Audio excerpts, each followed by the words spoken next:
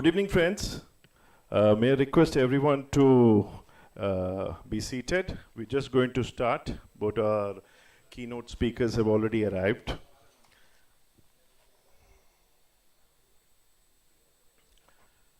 Kishan Anna, please. Waiting for you.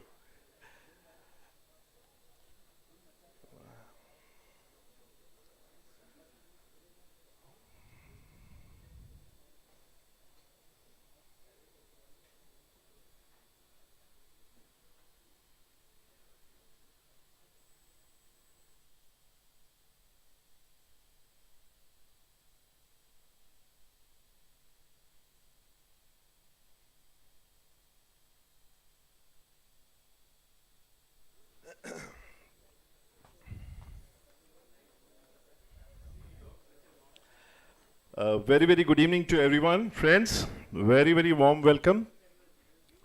Let's start this beautiful evening with a big round of applause for ourselves for coming here. This coming here in Sakinaka, when we were deciding the venue, we were really worried because it takes minimum 45 minutes for half a kilometer's drive. So we're just worried. So still many people are coming in. So one more big round of applause to everyone for making it here.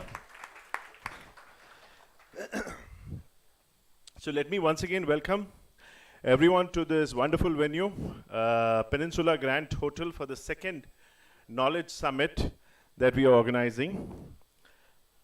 This is organized by the Indian Bunts Chamber of Commerce and Industries.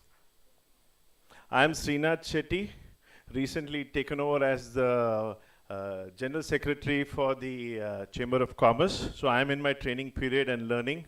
I just took over from Mr. Suda. So he's mentoring me how to organize the events, etc., etc. So thank you, Suda, sir.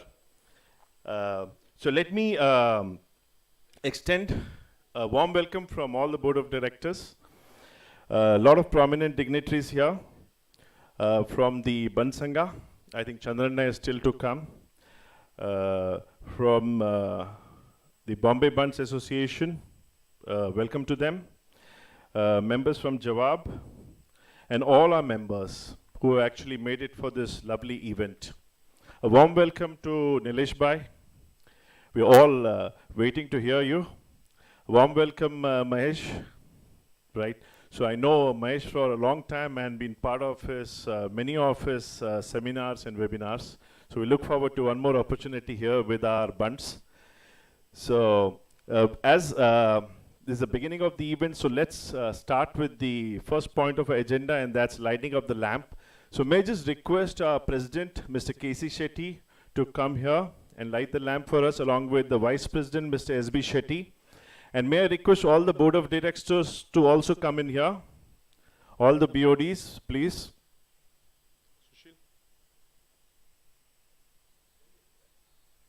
I think we'll do it now. Or you'll come up? I think you'll have to come down.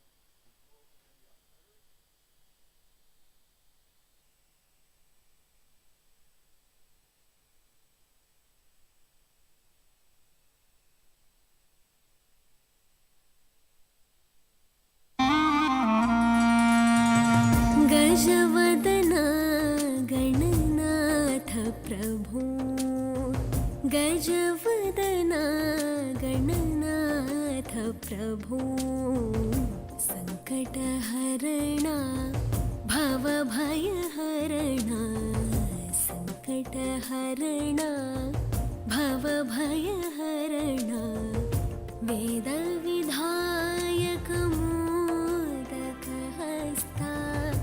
वेदविधायक मोदकहस्ता विद्यादायक हे मम बन्धो विद्यादायक हे मम बन्धो गजवदना गणनाथ प्रभु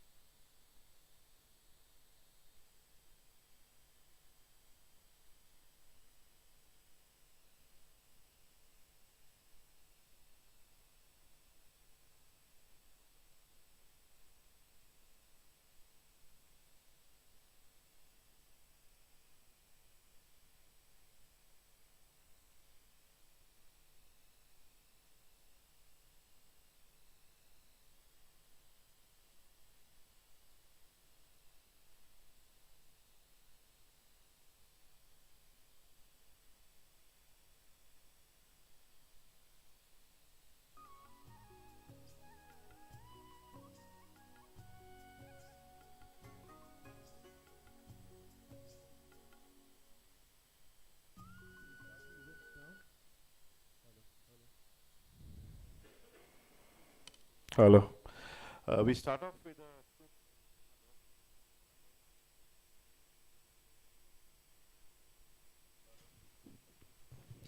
hello. We start off with a 2 minutes AV on our Indian Bund Chamber of Commerce. It'll tell you about our vision, our activities, and it will give you a right kind of a background before we get on with our knowledge summit. So, Sushil, please start.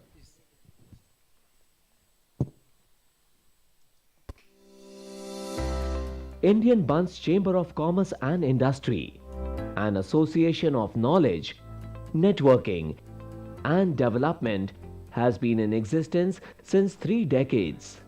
The Bunts community, that was known for its traditional hospitality industry, has now transformed itself to excel in all fields like engineering, chemicals, plastics, packaging, IT, real estate, hospitality, constructions, Bollywood, and many more.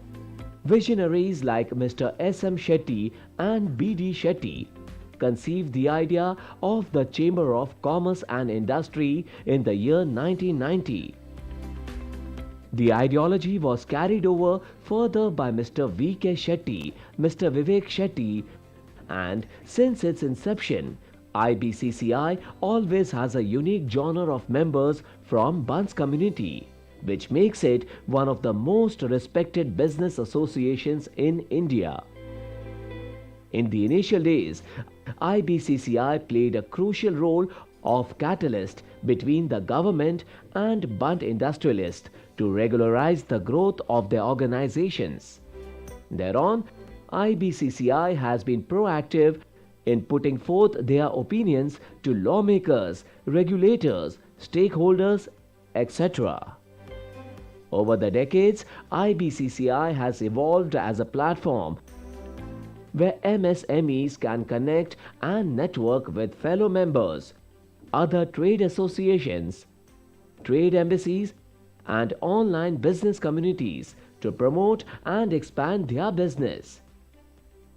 The recent activities in IBCCI includes various soft skill programs like time management, motivational lectures by industry leaders, business seminars and training programs on varied subjects for the benefit of its members and their employees.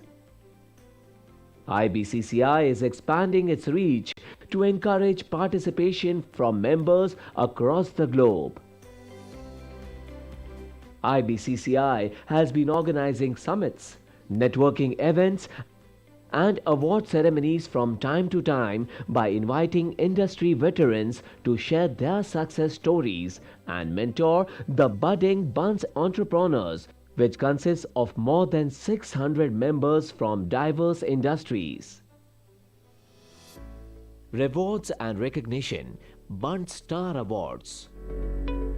Grand award ceremony at Sahara Star by recognizing the outstanding achievers among its members in the august presence of people like Shri Nitin Gadkari, Shri D.V. Sadanand Gowda, Shri Rajkiran Rai, MD and CEO, Union Bank of India, and Shri Gopal Shetty, Member of Parliament, who are the guiding force for the progress of the nation. We have also organized events like webinars on different topics for members and non-members. IBCCI encouraged women empowerment by subsidizing the membership fee. Philanthropy. IBCCI helped the families, those who lost their breadwinners, in a big way. Family Fun Fiesta. IBCCI members with their family enjoyed the fellowship and bonding at the Leela Palace.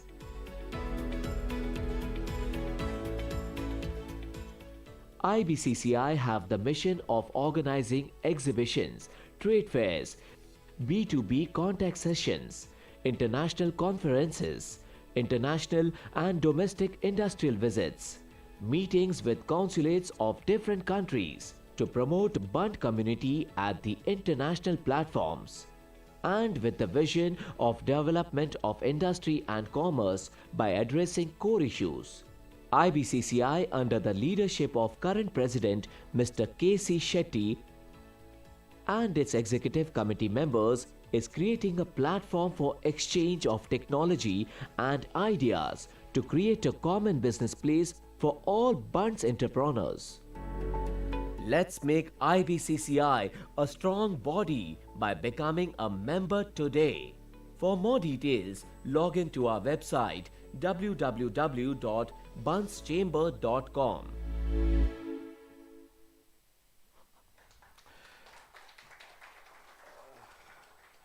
Isn't that, it actually gives a very short glimpse of what IBCCI is. It's a 360-degree that we do as a Chamber of Commerce to promote trade and promote commerce. I still remember the last event which we did with a grand success. That was in Sahara Star, when the Honorable Minister, Mr. Nitin Gadkari, was there. That was just 1 week before the COVID announcement. So it was a grand success. We were lucky we could complete that event. So we thought after COVID, we don't know. That was a pre-COVID era event which we did, where we had 1,000 people. And after that, we didn't stop. We used technology platform to do webinars. So we had close to 20 webinars in the period of two years on various subjects: hospitality industry, real estate, construction, taxation, GST, how to become an entrepreneur. So many different knowledge series we had. The last physical event we did was in JW Marriott, right, which was on 3 industry specific, which also was appreciated by many people. So in the same series, we have now created a knowledge summit 2, where we have 2 eminent speakers who have come here, Nilesh Bhai and Mr. Mahesh Singhi. 2 important subjects. One is talking about our economy and the financial market. We all need to know how our economy is poised so that we can build our strategy, whichever industry we are. So that's where Nilesh Bhai would be speaking about. And Mahesh Singhi ji, an experienced advisor on the MSME sector to the government of Maharashtra, has been advising many industries on the strategy of growing business or exiting business. You need to know when to grow your business, when to focus on even exiting the business. The timing is very, very crucial. So I won't take much time. So let me invite our president, our star, to come on the stage and give his welcome address. Mr. K.C. Shetty, please.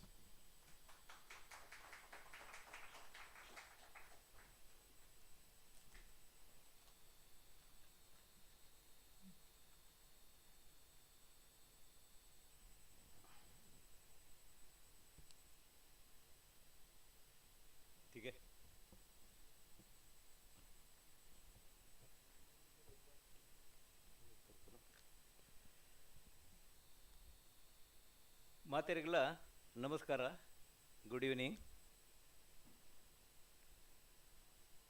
ಈಗೆಲ್ಲ audio visual ತೋನ ಮಾತೆಲ್ಲ ತಾಟಿ ಬಟ್ಟನ ಗೊತ್ತಾಂಡು ಮಾತೆರೆಲ್ಲ ನಿಗಲೆ audio visual ತೂದು ಖುಷಿ ಆಂಡು ಅಲ್ತು ಬೊಕ್ಕ ಐಟ್ it is very clear what is the vision and mission of IBCCI. IBCCI started around 32 years back by our veteran industrialists like Mr.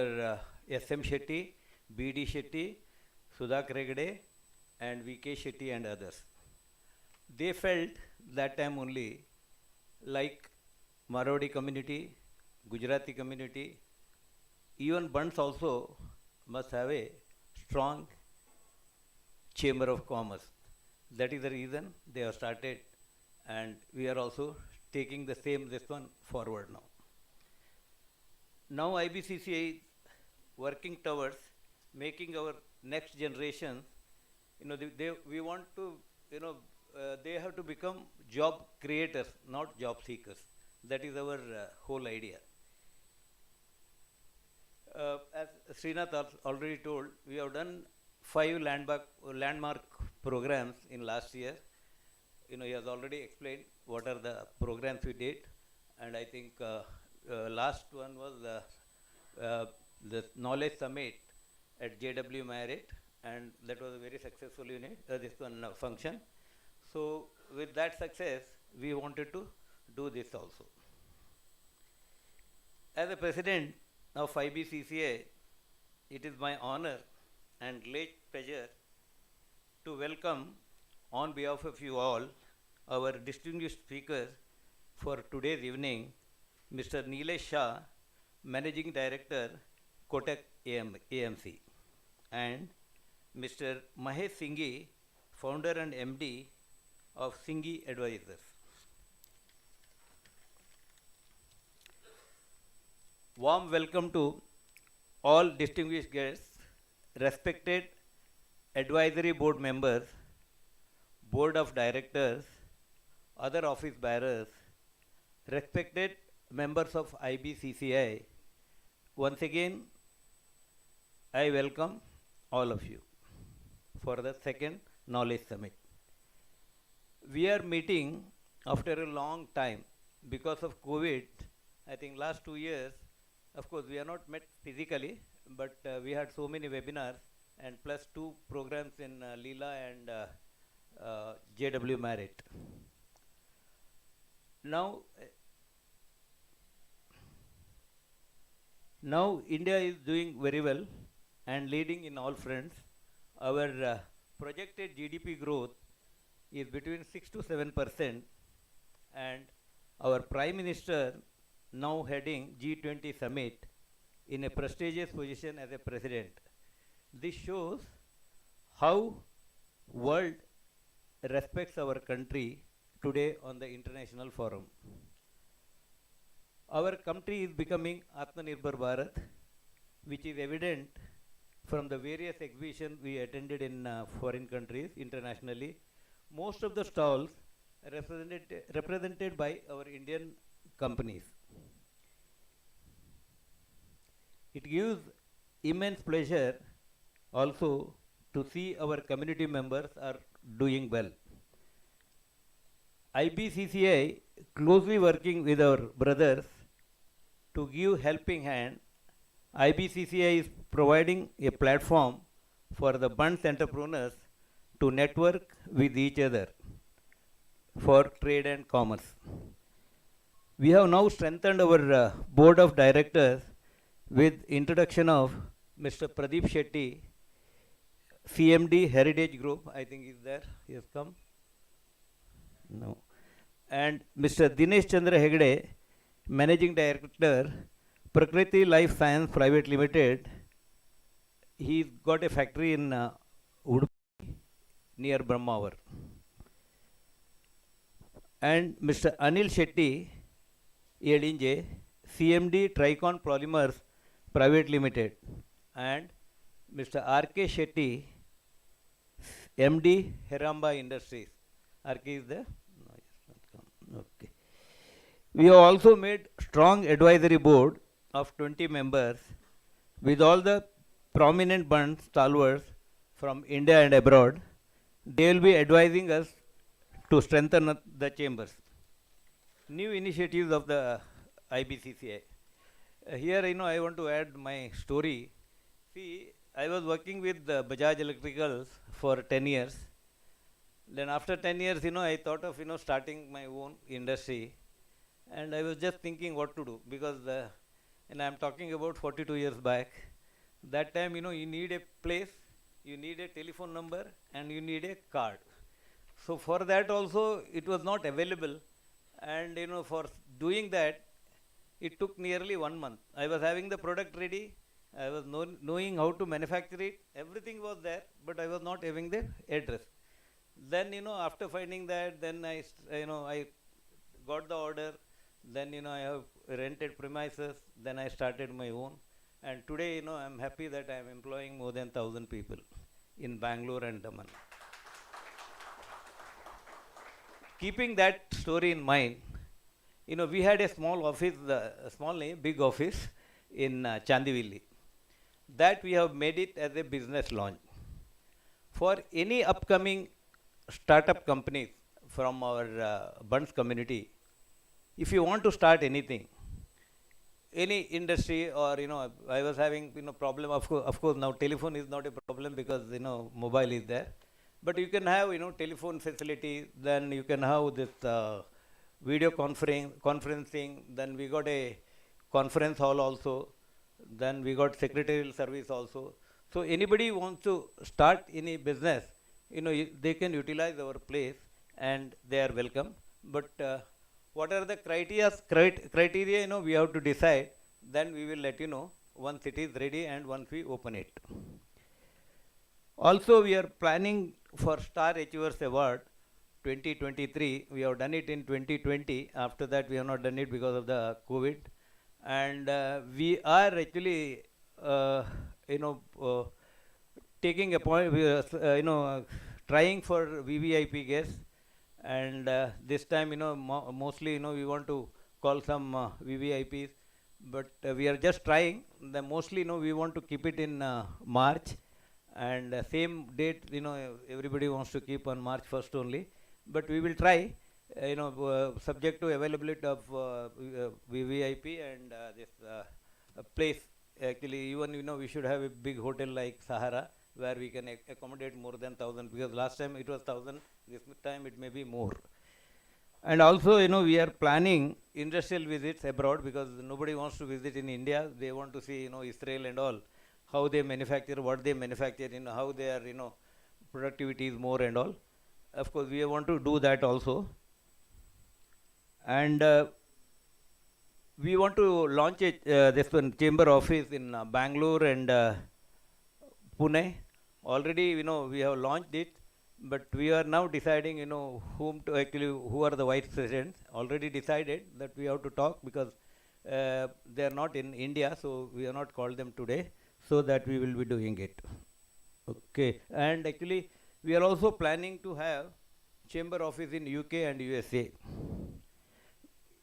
Ini masti jana baidire, I will speak in Tulu.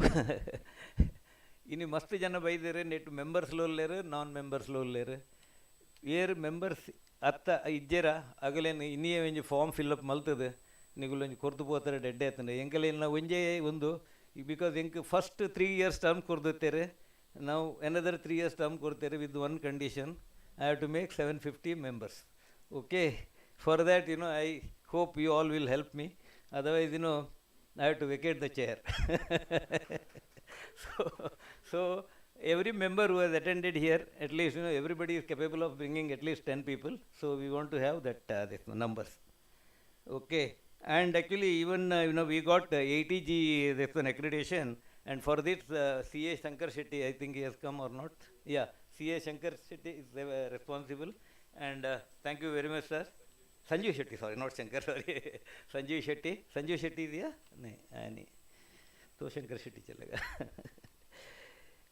Then, in our case, we don't take any this one donation, because ours is not profit making this body and all.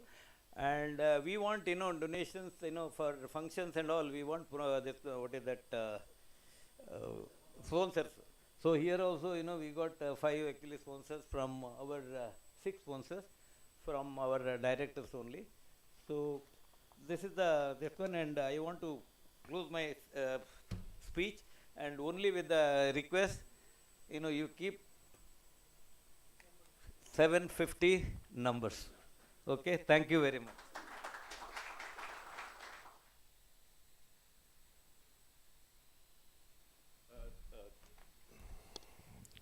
Thanks, Casey, for outlining the future activities that we are going to do. Enviana, please. I think what he said about the business lounge is a really exciting project that we have taken up. Like he said, it will be to encourage our startups. They get a free office space with a conferencing facility, video conferencing facility, and all our members. It's a business lounge where any members can go sit, have their meeting. So it's like a business center. So it's the first that we are launching it in the next 2 weeks' time. So that's a very lovely concept which we launched of an IBCCI business lounge. Only requirement for someone to access it has to be a member. right? Any startup person, not a member, but recommended by any member of IBCCI can get an access there. So it's required that everyone becomes a member, like Casey said. So he's got an extension of 3 years term. Another 750 members, we definitely need to ensure that he gets another extension, because the kind of activity under his leadership has happened under him and SB together. They are the Narendra Modi and Amit Shah of IBCCI. So they are a very good combination. So I think we'll keep supporting both of them, right? We wanted SB Shetty to speak today. He has a problem with the throat. He's shying away from coming on the stage. So I was telling him to come on the stage. He said, no, not today. So that's fine. So we will definitely ensure the term gets extended for sure. So now we are getting into action. So our speaker number one, that's Mr. Nilesh Shah, requires no introduction.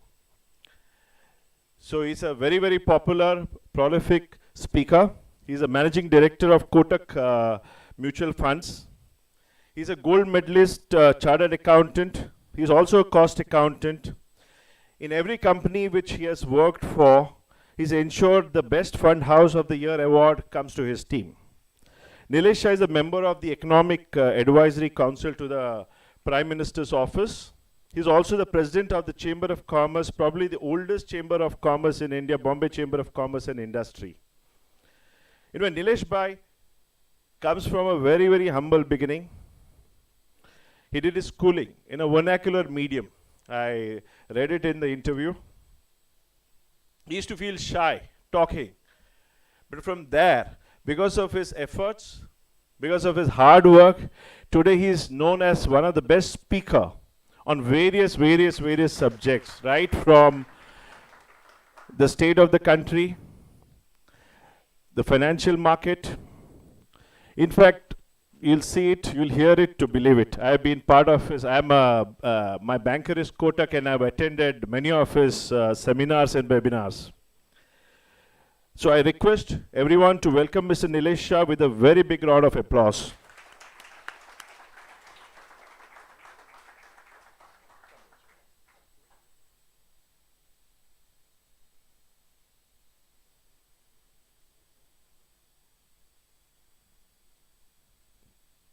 Hi.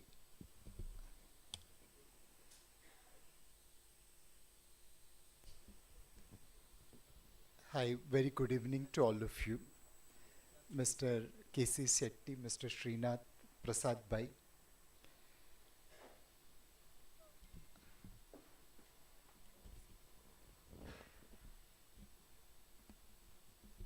Thank you. Let me first ask a simple question. How many of you are feeling bullish about India? Majority. So there's no need for my presentation. We are all convinced about our country, and that itself is a big game changer. Very recently we hosted a German delegation, and you know, as it is typical, they send an email, and he said, when I was in India, it was so refreshing. Now I'm back in Germany, which is a depressing country. Normally we used to hear such things about our country. Now it is so nice to hear about others' country. If we look at the headlines around us, we'll realize why that is the case.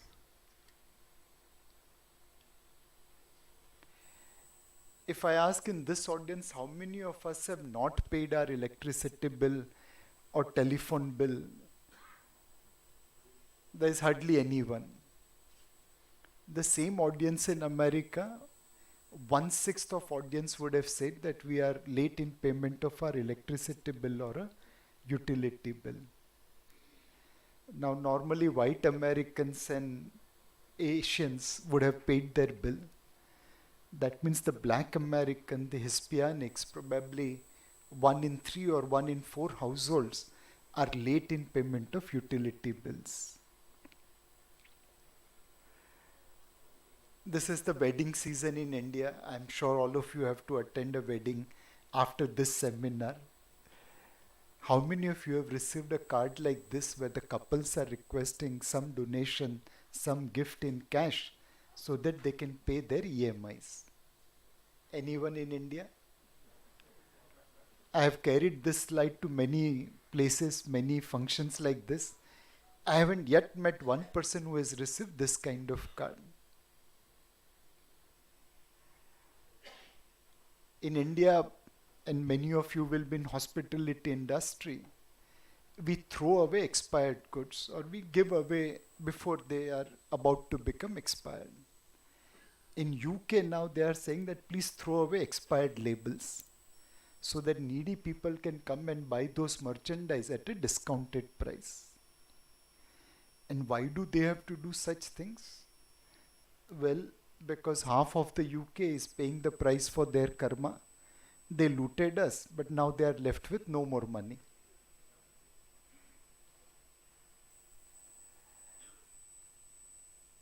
In Germany, companies which survived for World War I, World War II and hundreds of years are unable to survive Ukraine invasion. I heard a joke told by Vladimir Putin, and it is so relevant for Germany. So Mr. Putin said that a German kid is asking his father, Papa, why is it so cold in our house? And he said, Beta, because we have put sanctions on Ukraine. And he said, why have we put sanction on them? Oh, because they have been invaded by Russia, so we have put sanction on Russians. He said, then neither we are Ukrainian nor we are Russian, so why have we put sanction on Russian? He said, because we want to punish Russian for their invasion of Ukraine. And the kid then asks the father, Papa, are we Russian? Because the punishment is coming to us. It is our house which is without the heat. We can criticize our government without any fear. Don't try doing anything like that in Russia. Their largest oil company's chairman had criticized Ukraine invasion, and then he got admitted to hospital and fell down from hospital window. Whether he was down or whether he was pushed, who knows? But he is the 8th businessman to die in such a manner. How many investors will be comfortable investing in a country like this where mere criticism of your government, you could be killed? Many of us, when we think about Switzerland, we think about Swiss banks, private banks, numbered accounts. The Swiss National Bank has incurred a loss of $143 billion in just 9 months of this year. It is more than all the Indian companies' profitability put together. Now imagine, will you be comfortable putting your money in Switzerland? All of us have heard about global hunger index. In that, India had come way below countries like Sri Lanka, who survive on our gift of food grains. So I decided to figure out whether those hunger index are constructed properly or not. This is the global sale of antidepressant medicines per thousands of persons. The most happiest countries have the highest sale of antidepressant medicines. We don't even figure in that. Now, how can happy people be taking antidepressant medicine? I've asked this question to many people. No one has been able to educate me. If any one of you know why happy people have to take antidepressant medicine, do educate me. It clearly shows how humbug these surveys and indices are. In that global doomsday scenario, India is doing reasonably well. We are the only major economy in the world who has improved its debt to GDP ratio between subprime crisis to COVID crisis. There's no other country in the world which has achieved this. Our corporates and our households have deleveraged. That means they have repaid debt. And Government of India obviously has borrowed more money because of COVID. But collectively, as a country, we have deleveraged. No other country has done this. Second, we have done well despite shocks. In our Kundli, Rahu and Ketu is oil put together.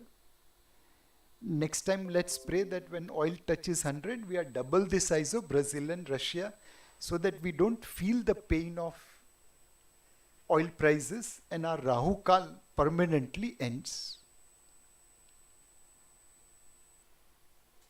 I had accompanied Honorable Finance Minister as part of CII delegation to San Francisco, US. And I got 5 minutes to speak before her.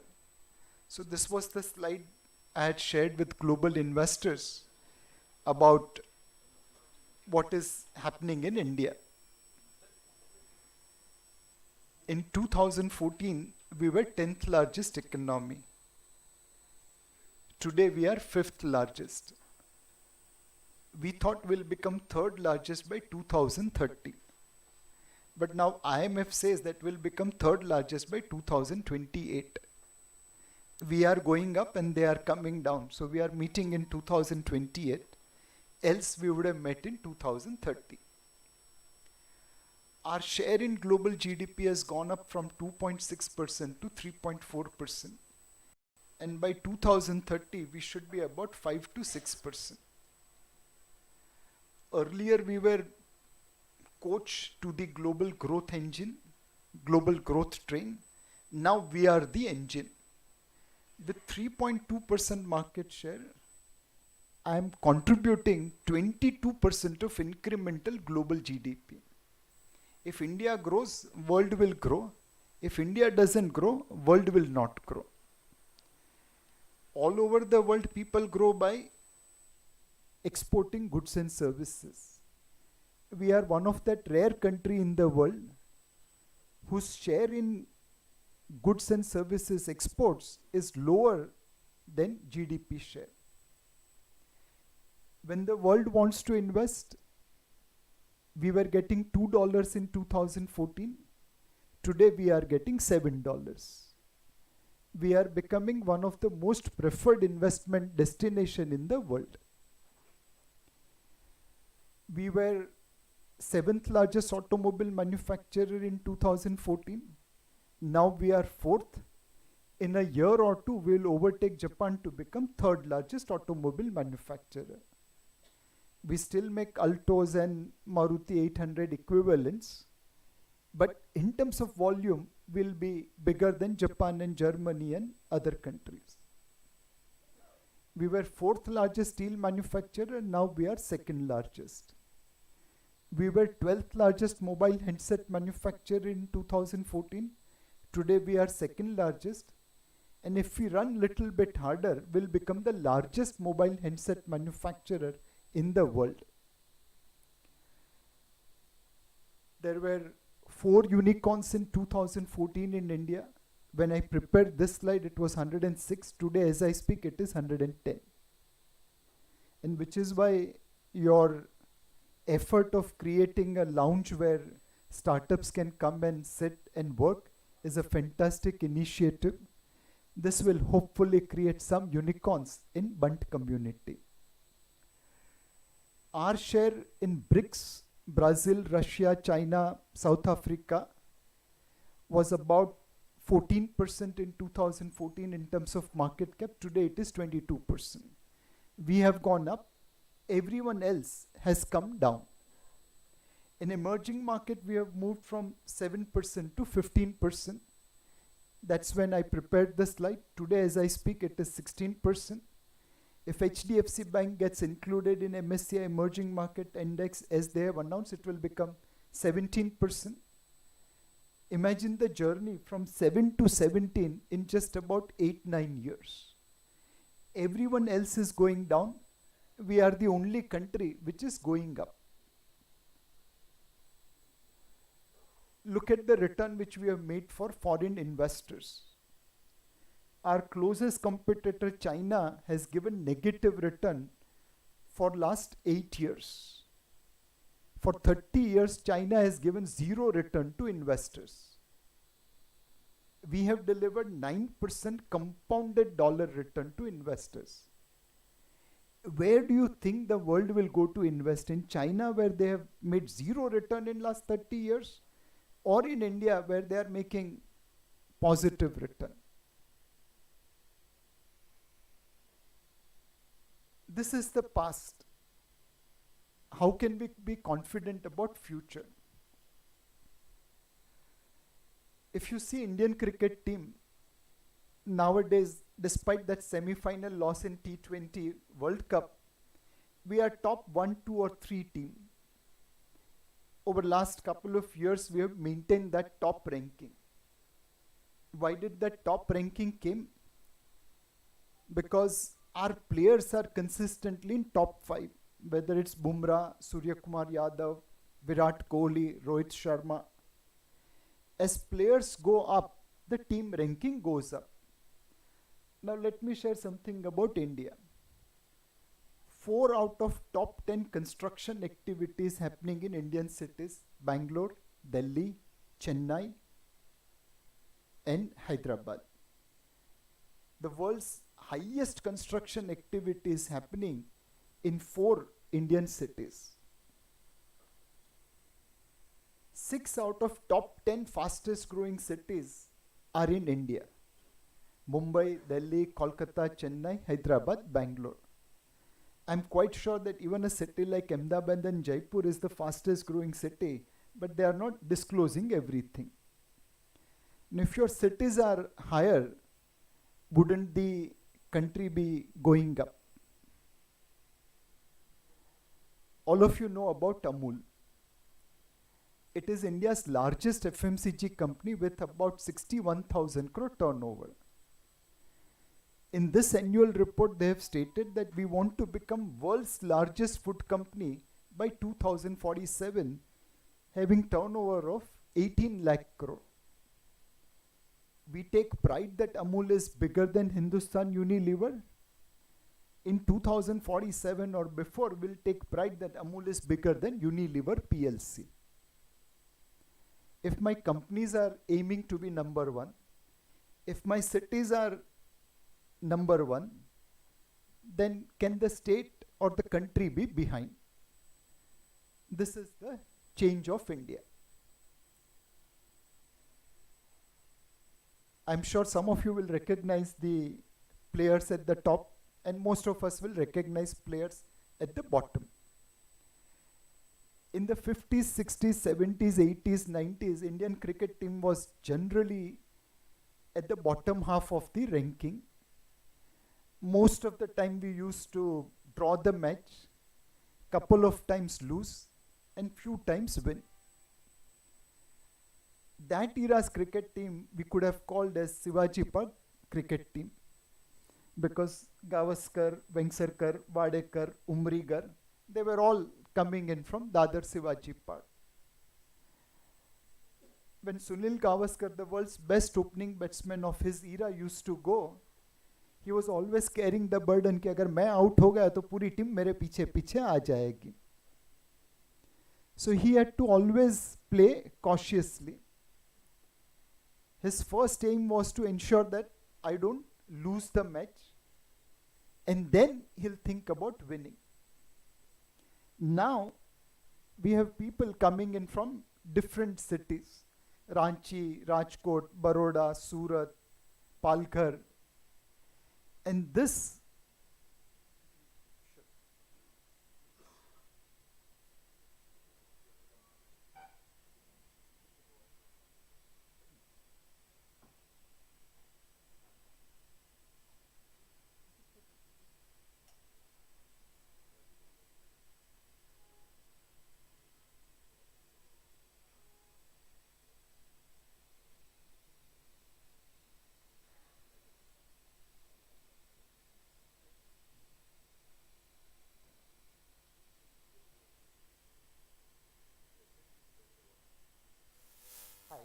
Is it audible?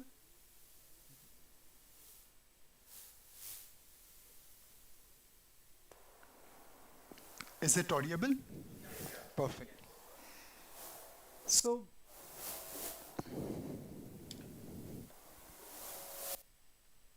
as our cricket team from let's say, India to Bharat, slowly our ranking started improving. Nowadays we go to win the match. Sometimes we lose in semi-final. That's a separate matter. But invariably we are playing for the win. More matches we win.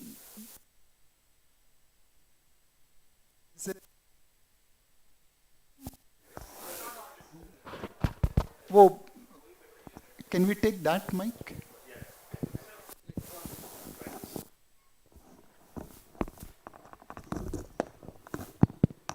Yes, this will work.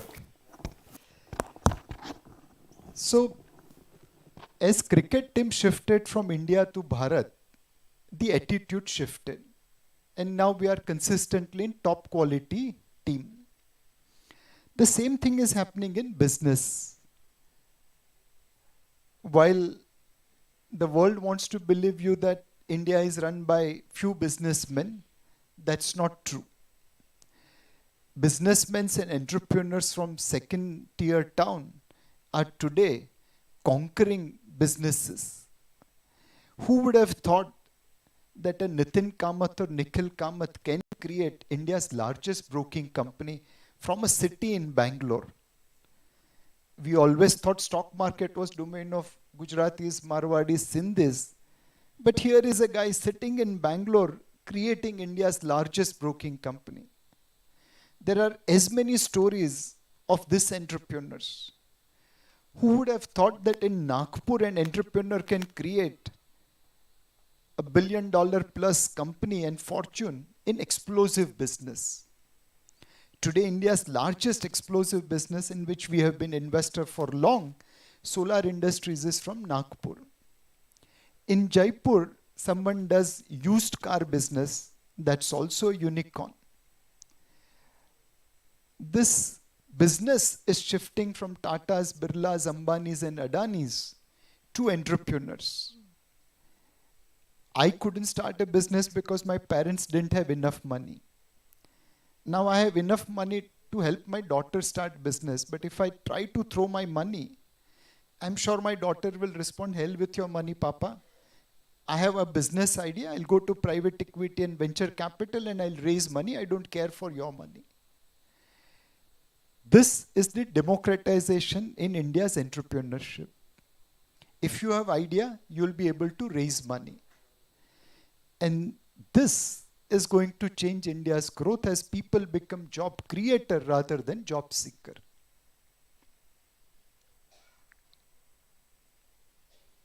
There was a time when we were importing locomotives. Today, if any one of you have sat in Vande Bharat train, you'll realize we are making world-class train. It's cost effective. And yes, like true India story, Vande Bharat was not a smooth mission. But someone persisted and eventually created Vande Bharat, which will now be exported to the world. I'm sure all of you have seen movie like Roti Kapda or Makan and Kali Charan. What was the song in Roti Kapda or Makan? Mehngai Maar Gayi. Who were the villain in this movie is a food black marketeer. Now tell me one last movie which you remember where the villain was a food black marketeer. We can hardly remember. How come our villains have turned terrorists and politicians and police officers from being food black marketeer? Because actually we have conquered the problem of food inflation. For last 13 months, Indian inflation is lower than American inflation. This has happened for the first time in our 75 years history. When my wife complains that inflation is higher and food bills are higher, I tell her that, look, our cousins in America is paying far more higher prices. Let's enjoy what we are getting.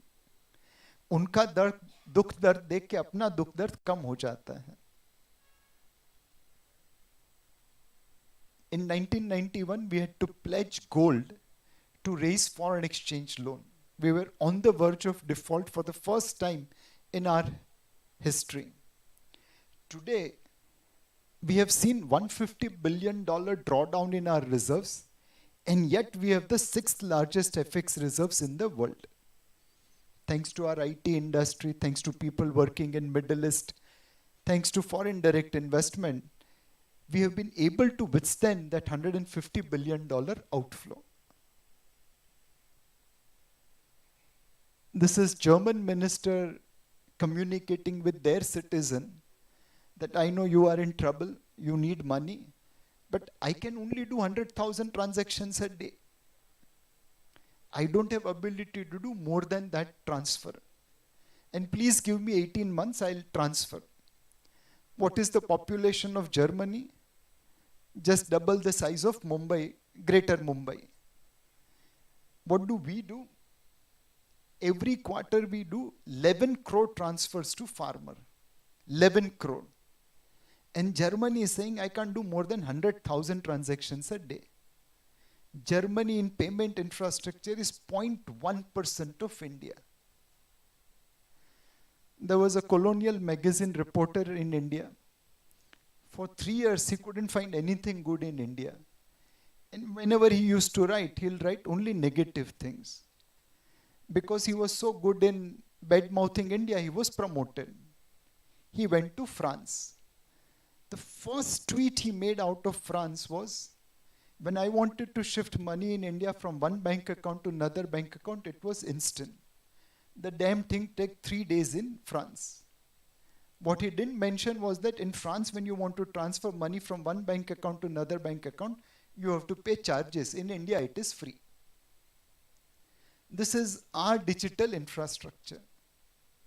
How many of you have NRI relatives? Then you will relate with me. I have lots of NRI relatives. And in my childhood days, they were my source of perfume, chocolates, toiletries, and everything.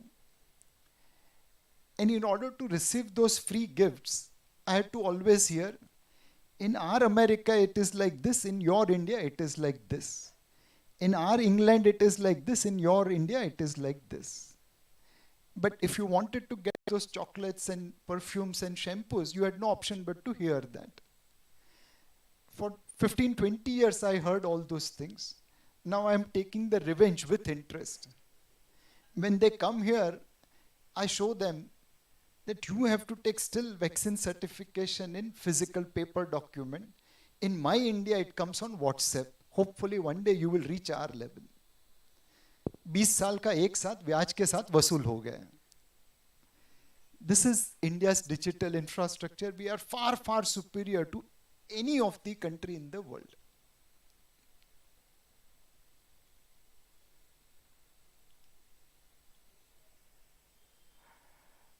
There is one thing which we should be doing better, but we are grudgingly doing it.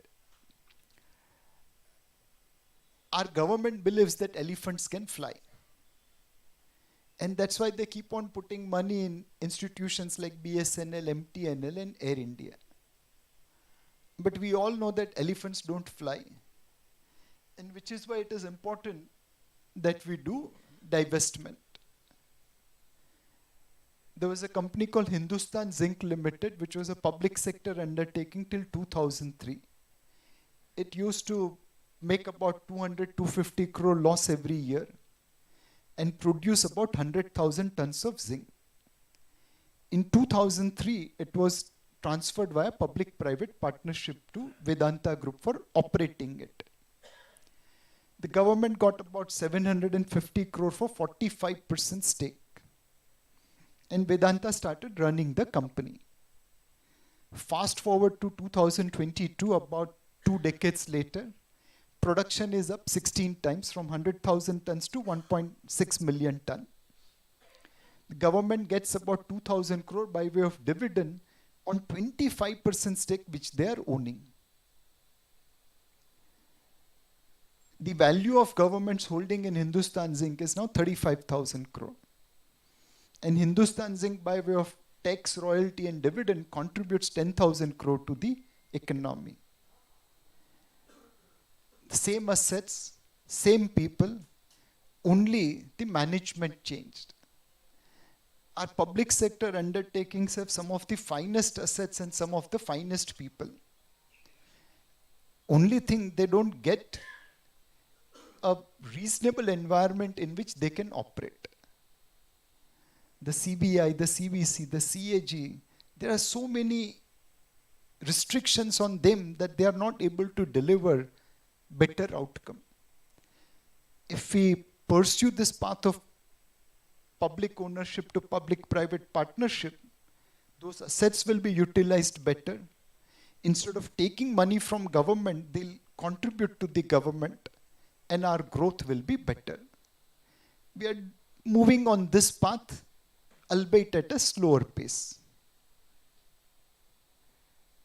There was a time when almost 11 public sector banks were told not to do banking business. They were in existence, they were open only for collecting money, not for lending money. Today, we have one of the lowest NPA. We never ever had this kind of lower NPS in our history. All the Mallyas and Modis and Choksis have now run away from India. Accretion of new Mallyas and Modis and Choksis is not happening. What we build in terms of infrastructure over last 67 years, we are trying to build almost similar to that in next 10 years. Whether it's road, coal production, power generation, road, railway line. Over next 10 years, our infrastructure will be built, which we have built over last 60, 70 years. Mumbai-Pune was an overnight journey. Today, if you get out of Mumbai traffic, Mumbai-Pune is 1.5 hour journey.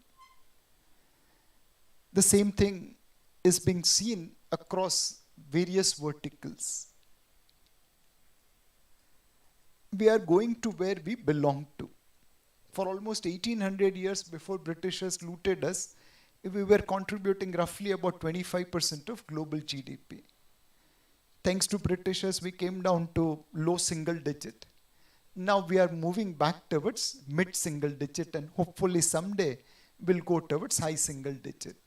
What we have done for 1800 years, we will be doing for next 1800 years. Is there a risk to this India growth story? Undoubtedly, yes. This is the statue of an English general in Trafalgar Square. It's a tribute given by Englishmen to English general in England. What have they written? To Major General Sir Henry Havelock KCB and his brave companions in arms during the campaign in India 1857. Englishman paying tribute to English general in England is worried about our sensitivity and he writes campaign in India. What have we read about 1857 in our history book? Gadar, Borvo, mutiny. Indians describing contribution of Indian soldiers for the independence of India are calling them mutineers. And Englishmen are calling campaign. This is our challenge. We are capable of scoring self-goals.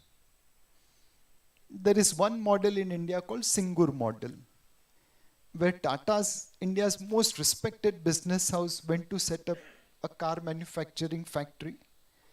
It would have transformed that agriculture society into a modern society. Unfortunately, for a variety of reasons, farmers fought, and finally Tata's moved out. Fortunately, in India, there is also a Sanand model, where SMS went Suswagatam.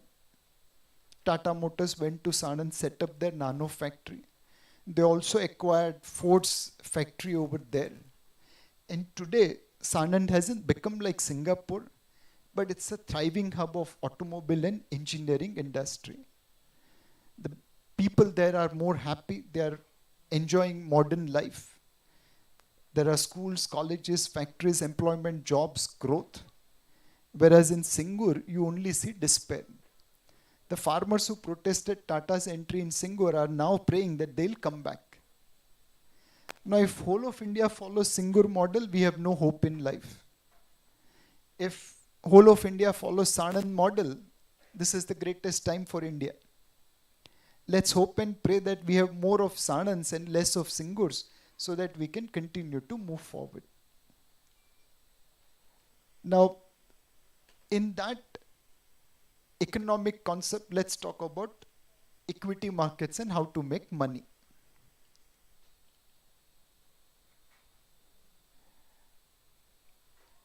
This is just one comparison of our size vis-a-vis the world. Just 6 or 7 American companies like Facebook, Microsoft, Google have lost more money than whole of India's market capitalization. So we are still a tiny player in the global horizon, in the global arena.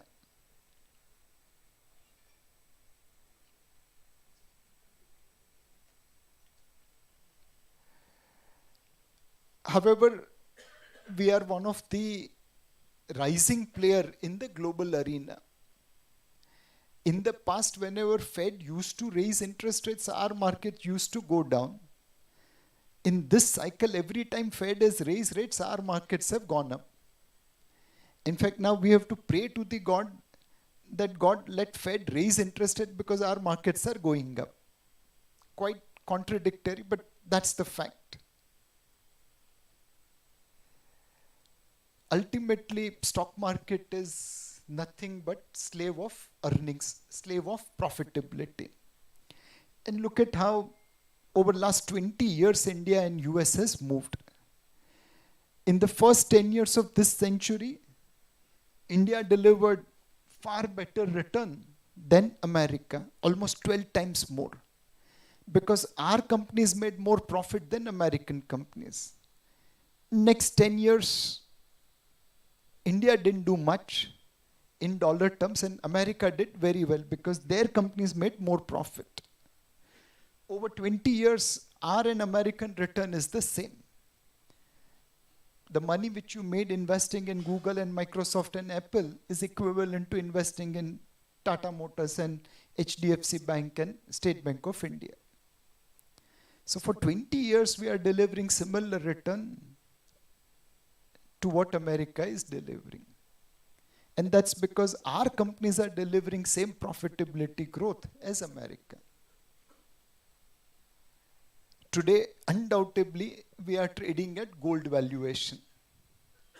Normally, we trade at 40% premium. Now we trade at 86% premium. There is no country which comes nearer to us in terms of valuation. So in some sense, we are like Virat Kohli or Surya Kumar Yadav. Every time we go to bet, people will expect us to score a century. If we don't deliver on those expectations, our markets will correct. If we deliver on those expectations, we'll continue to grow. The second thing our market has seen is retail investor participation. Earlier, when market used to correct, Prasad Bhai will take us to meet investors and will tell them, please stay invested. Now it is the reverse way. Whenever market corrects, he brings money from all of you and say that Nilesh Bhai, go and invest in the market. Long-term India will do well. Every month we get 13,000 crore from about 2 crore Indians on a unique basis to invest into equity market. In the past, whenever foreigners used to sell, our markets used to fall. Now when they sell, our markets don't care because all of you help us buy from them. This is the biggest change which has happened in our market. We are still trading at our own valuation, not at a premium, because we remain where we are. All others have fallen down. And that's where we trade at a premium to others. what should be your allocation to equity. This is buy on dip market. This is the market where you play for next 5, 10, 15, 20 years. The opportunity which we saw in last 30 years in slow motion, we will see similar wealth making opportunity in fast forward in next 7, 8, 10 years. Between 91 to 2021, Indian market cap went up by about $3 trillion, rounded off. That created Ambani, Adani, Tata, Birla, and so on and so forth. Next 7 to 10 years, we will see again creation of 3 trillion of market cap. The same opportunity of last 30 years will be visible in just next 7 to 10 years. That's your opportunity to make money.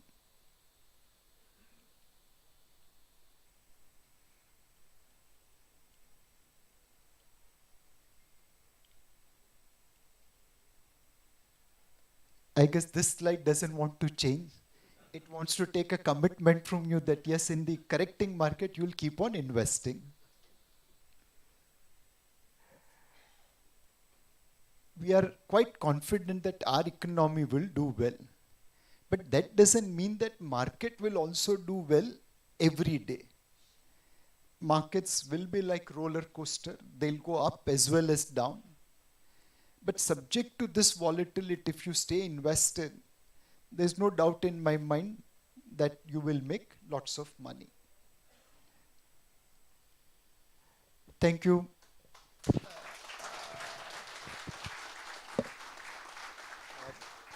Do we have time to take some questions?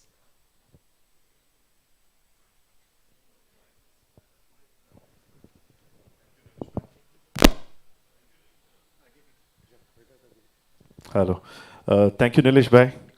It's always a pleasure and very, very exciting to see your presentation, hear you talk. And every time I sit through your presentation, I feel India is a superpower. Right? So it's really motivating and really nice. So what's good is you mixed Bollywood in the presentation, you brought cricket, you brought emotion. So it made that presentation really very exciting. We can go through that all over again. So thank you so much, Nilesh Bhai. Why don't you come in the center, please? So I request, this is a 10 minutes of question and answer. So may I request anyone having a question, please raise your hand. You'll be given a wireless mic to ask question directly to Nilesh Bhai. Anyone having a question, please raise a hand. Mr. S.B. Shetty, please.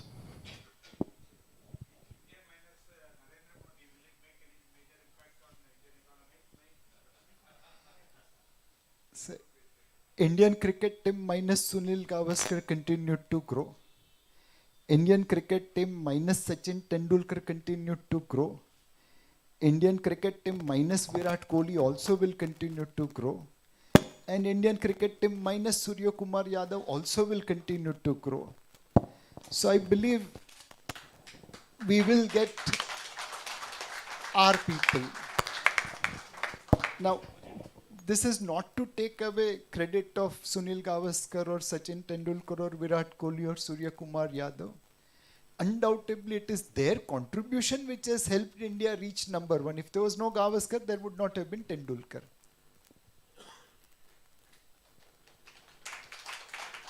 But that doesn't mean that I am advocating any of you to vote against Narendra Modi in 2024. Don't make that mistake. Please vote for him.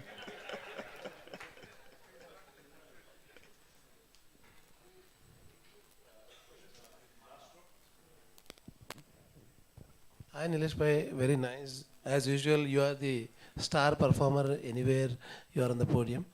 But many of us, wondering whether you are permitted to give some tips of investments. You are saying the making of, the growth and the equity side.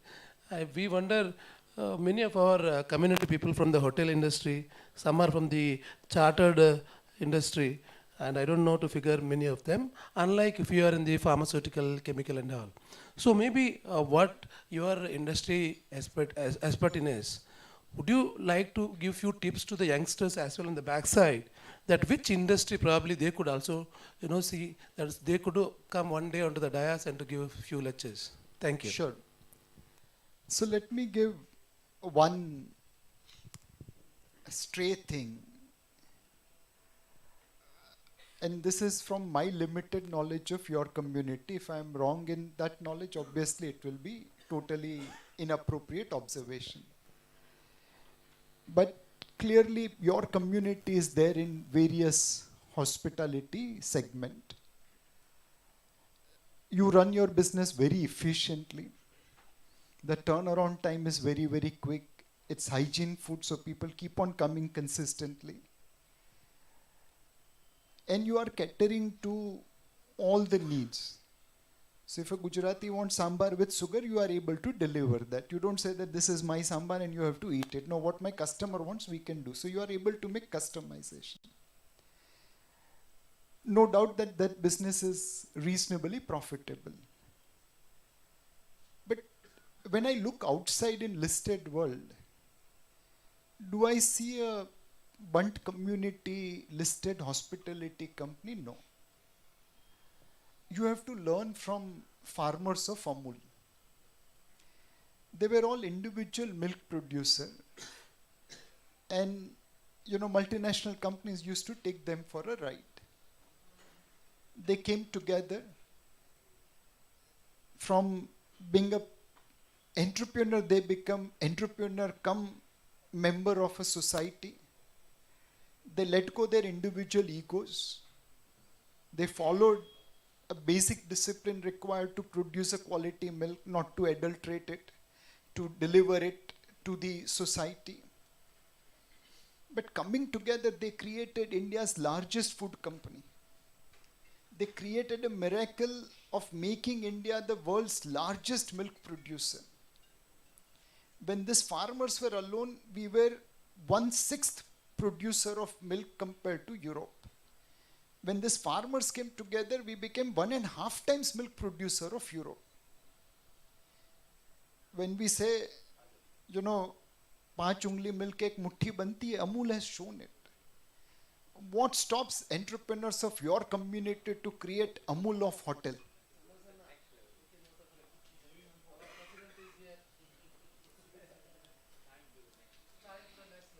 It will mean that you will have to let go your egos. It will mean that you will have to let go your entrepreneurship. But if you come together, you will create Amul, India's largest hotel company. And eventually you can aim to be the world's largest hotel company. I'm quite sure that our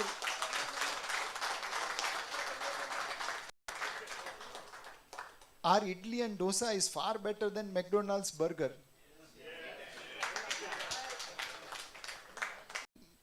We have to appreciate that China is way ahead of us. They can construct a metro in probably 12 months. We can only put pillars of few metros. The Sakinaka outside is the classical example of what we are capable of. So there is no way I can compete headlong with China because they are far more efficient than me. I have to compete with China like what we have done it in tiles. Now Morbi is not in good news right now because of that tragedy there. But as a town, it has set an example of how to compete with China. Morbi has a curse as per the Lokvaika, as per the, I don't know, what do you call Lokvaika in English? The old stories, folklore. That Machu water will always take bhog from Morbi. So in the 80s, there was a dam burst and the entire town was demolished. Everyone lost everything. From there, the town had to come up. Near to Morbi, there is a place where there is excellent quality clay available called Than. So they started taking that clay and started making tiles using coal as a fuel. It was competitive because you could do business in black, but it was highly polluting. But through that struggle, they rebuilt Morbi compared to the devastation. Then one day Gujarat High Court came and said that you can't use coal because it is too polluting, you must shift to natural gas. The government of Gujarat supplied natural gas, but natural gas, the seller was only government of Gujarat, so you can't buy it in black. By calculating the calorific value of gas burnt, the government can also calculate how many tiles you are making. So the entire black industry became white industry. Now, this is where entrepreneurs of Morbi came together. They started focusing on design, they started focusing on quality, they started focusing on manufacturing process improvisation. Fast forward today, the export of tiles from Morbi is about 15,000 crore. It will touch 18,000 crore this year. They are making tiles which are cheaper than China and better than Italy. They are exporting to China. Morbi model suggests how we can compete with China. China is big gorilla. I can't fight with them directly. I have to use guerrilla tactic to fight with giant gorilla. There are strengths in India which I can leverage. Like that access to clay, I leverage. And then on top of it, I build better manufacturing process. I created economies of scale. I invested in Italian design companies to make tiles. And I honored my commitment to export to importers so that Morbi tiles become established. I'm sure there are many other areas where we have strength. On that, we have to compete with China. Now, in the process, can I get foreign multinational companies to come and establish base in India? Undoubtedly, yes. But why will they come here? They'll come here only if I can provide them some opportunity. I can provide them something interesting over China. So I have to ensure that they remain profitable. They come here for our strengths. Then I can fight with China. But if I go directly fighting with China, not wise.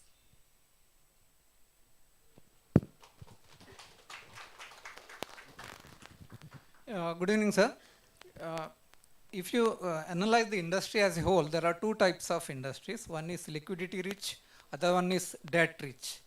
If you see the results, the companies which are strongly based on debt are doing very well. If you see the companies which are liquidity rich like L&T and all, they are not doing that much well compared to Adani and all. They are relying heavily on the debt. But when you see the risk factor, the companies which are heavily relying on debt are not very safe.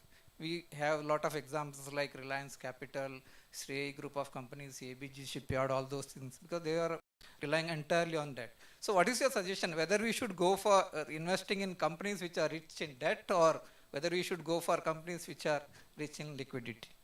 Do you believe in Ayurveda? Yeah, I believe, yeah. So in Ayurveda, they give you mercury as a medicine. The science teaches us that mercury is poison. But our Ayurveda says that mercury can also be used as a medicine. Do you love eating pizza? Yeah, sure. If you only eat pizza, what will happen to you? Most probably you will have cholesterol, blood pressure, diabetes, and your journey upstairs will be much faster.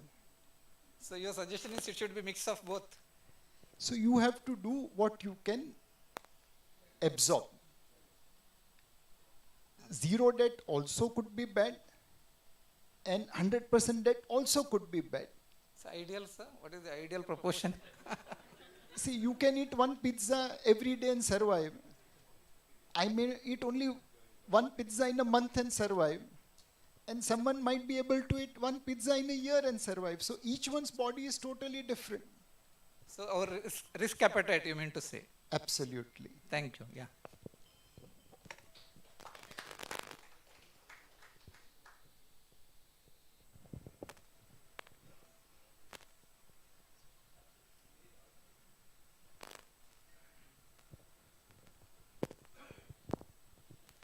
Correct. The last question, anyone? I think the president just prompted me a question.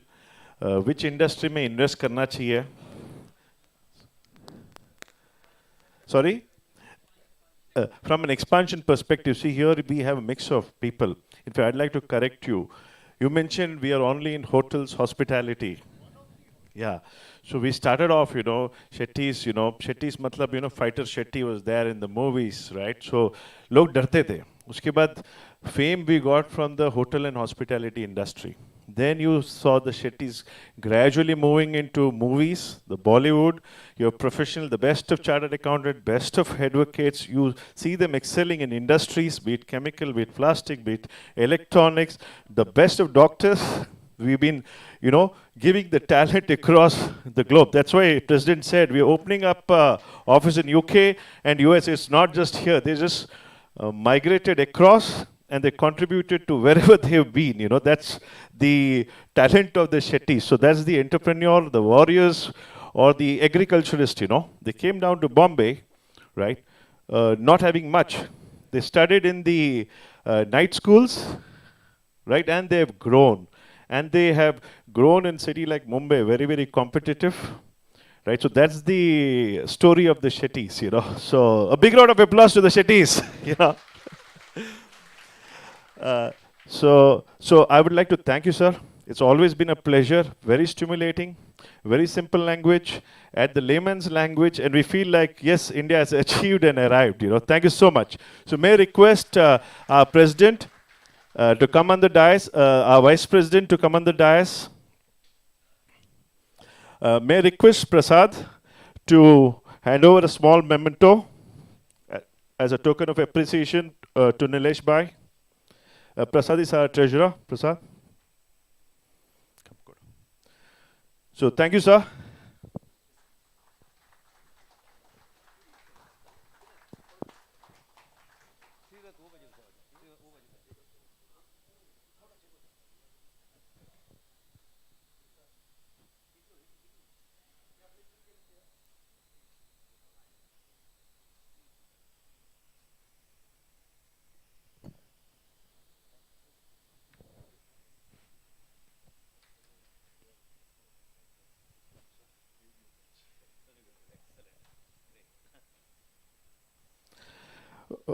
Thank you, Nilesh Bhai.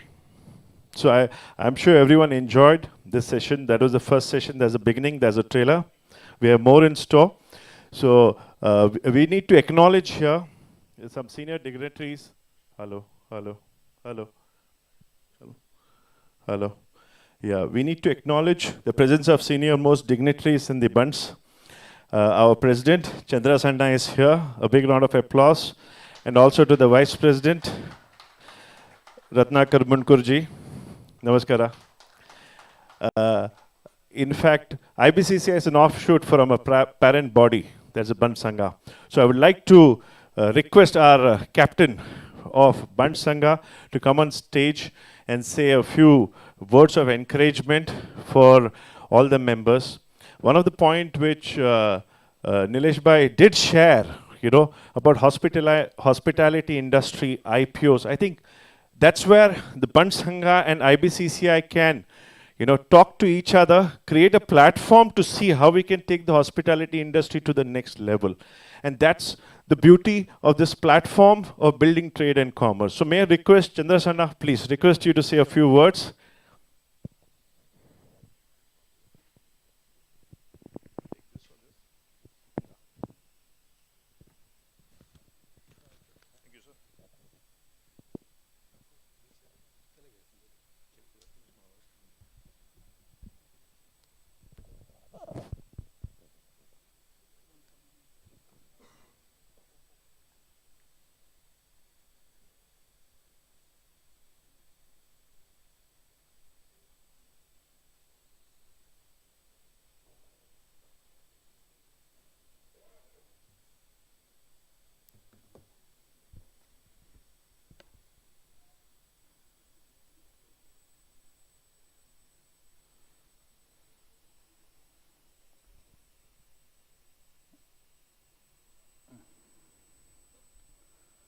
Good evening. to all dynamic and enthusiastic business stalwarts of Bunts community. Matarela Namaskara. Indian Bunts Chamber of Commerce and Industry is a very important and essential vertical of Bunts community. It is a body of Bunts entrepreneurs from various business segments that come together, discuss and deliberate business issues, challenges, the impossible dreams, and come out with multiple solutions to overcome the present time business challenges. This is how they have established, nurtured, sustained and growth as successful entrepreneurs and business owners across the fields. I am indeed happy to see that this body is constantly striving towards addressing common issues, exchanging thoughts and ideas, sharing experiences, whether good or bad, and thus creating a platform for collective representation of all business owners and buzzing entrepreneurs. We are privileged to have Mr. Nilesh, Managing Director of Kotak AMC, and Mr. Mahesh Singhi, Founder and MD of Singhi Advisors amongst us, as eminent speakers and presenters to share their enriched experience. As the President of Bunts Sangha Mumbai, I thank both the speakers for their presence and valuable guidance. The topics selected as Outlook on Indian economy and equity markets and building business for uninterrupted growth are both brilliant topics and extremely relevant in the present context. To the young and aspiring entrepreneurs attending this summit, I would like to say that before you think of going to startup, know everything about it. All our degrees and qualifications are really important to know the theories behind business, but practical hands-on experience through learning by being the field is very important. And while doing so, we must be hardworking, sincere, polite, humble and grounded. Then you see the change in your personal outlook that will definitely change the outlook of your business that you are interested in. To the stalwarts in the business field, I would like to say that your guidance and hand-holding is indeed needed to the aspiring generation of the entrepreneurs. You have been successful in your endeavors of business, and now is the time to prepare and create successors from the young generation. Then only in true sense we will be able to return to our community and our people around us. This will be the true contribution from our side to the society in particular and country at large. With this note, I thank the President Mr. K.C. Shetty and office bearers of Indian Bunts Chamber of Commerce and Industry to having invited me to the Knowledge Summit. I wish the IBCCI all good luck to continue their great endeavors. Thank you.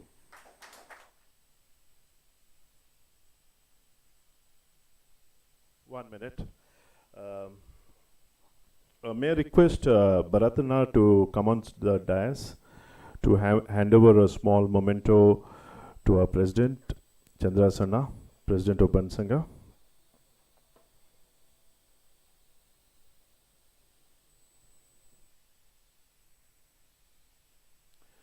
So thanks for your time, Chandrasana. We look forward to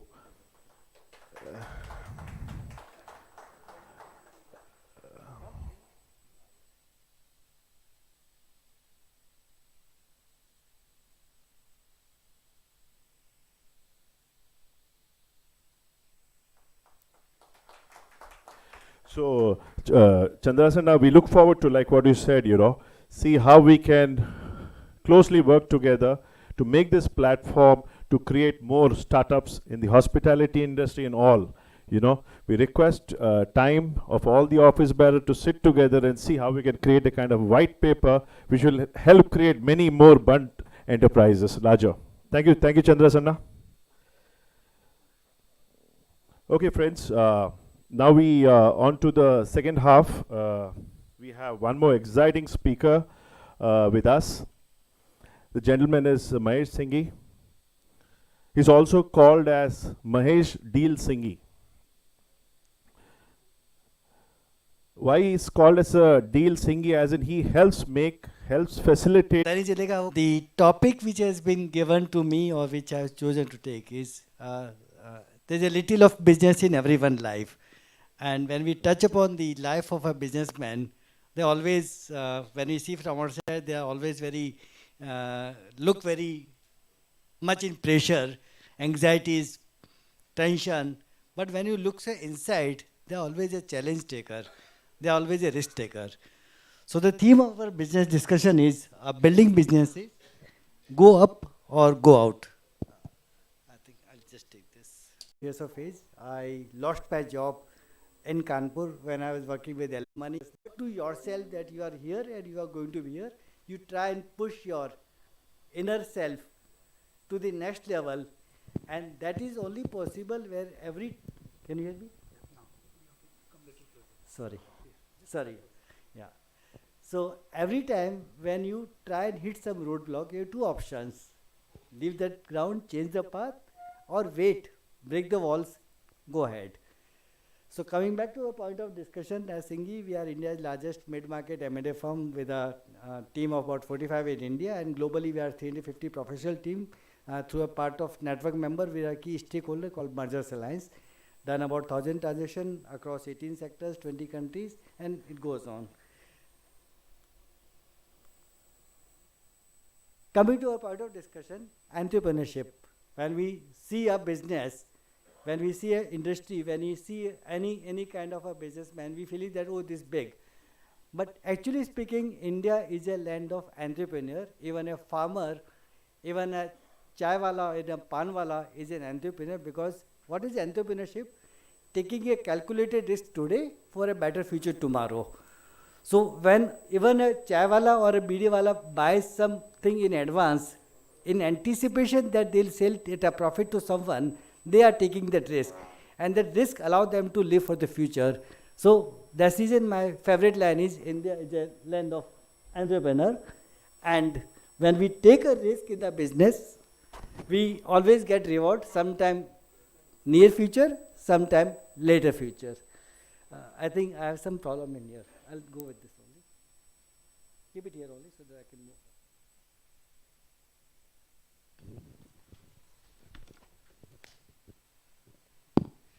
So business is what? Business is your ability to take constant risk, not on a once in a year or once in a lifetime.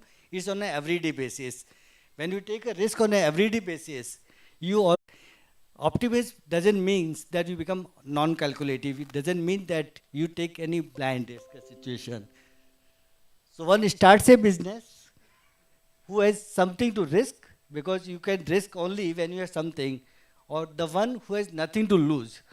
Both the manner, your risk carrying capacity is for the future, decided today.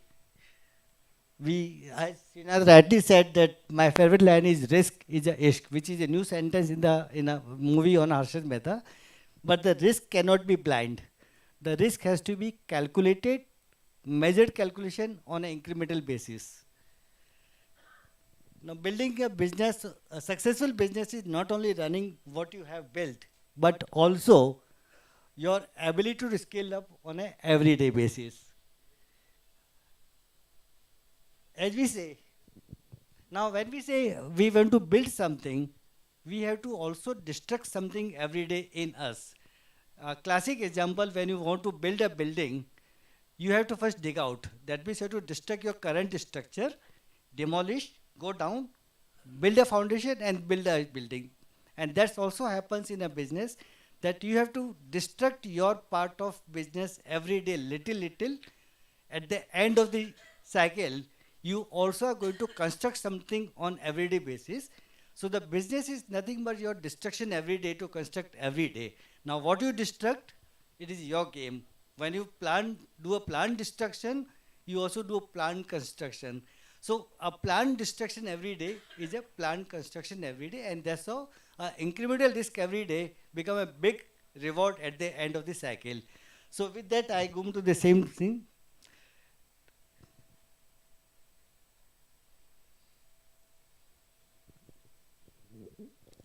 Now, business is what? It's like running on a treadmill. You stop running on the treadmill, you fall out. Just to be in the same place, you have to keep running, keep walking, keep doing something. So in that business life, The day you said that you're emerged and this enough is enough and now I don't want to run, then don't stop, because the moment you stop, you will fall. So keep running. If you are not able to run it, keep the platform to others. Others run and you come out of it. That's the reason we say there is no scope for a stagnation in a business. If you are stagnated, you'll perish. How do you make sure that you don't stagnate? We don't know in a running business that when we are stopping, when we are running, because in a running business, we are just living for the day. Go in the morning, come back in the night, the day is busy. We didn't know what we had done, but we are busy. Because we stop analyzing ourselves inside out, we stop getting challenged inside, we stop getting a measured way of finding ourselves that where do we stand in the world market or the local market or amongst the peer. So in this business, a typical trait of a business person in India is first taken as given. You will run something which has been given to you. Taken and given is the easiest way to run a business because okay, मेरे पापा ने ऐसा किया था, so I'll also do the same way. My friend has done same way, I'll also do the same way. So taken and given is a business, but it doesn't last long because you just run an enterprise, but you'll not know where I'm going to head. You are left to the God or left to the competition. The traditional mindset. What is the traditional mindset? I'll do things exactly what has been done. But we forget that even traditions change with generations. What was relevant last generation will not be relevant the next generation. Tradition, when they change because of a natural need of the market, society, economy. So in that traditional mindset, if you do nothing, again, you will fall somewhere. Inflexibility, resistance to change. What is inflexibility? Again the same thing because, there is only one way of doing things. We'll stop changing our path. Will become inflexible. At some one time, the rigid glass will break. A flexible rope doesn't break. It gives a correct direction. The another traits of Indian business is that debt chasing people. They will always believe that my growth is measured by only revenue increase. And that is going to be possible only by borrowing, only by creating the asset and then doing turnover. We forget that the business is for the purpose of not only making profit, but also by creating economic values based on the profit, because profit is today, profit may not be tomorrow. We always call it a profit loss account. We never say it's a profit only account. So profit and loss are part of the business. So profit and losses are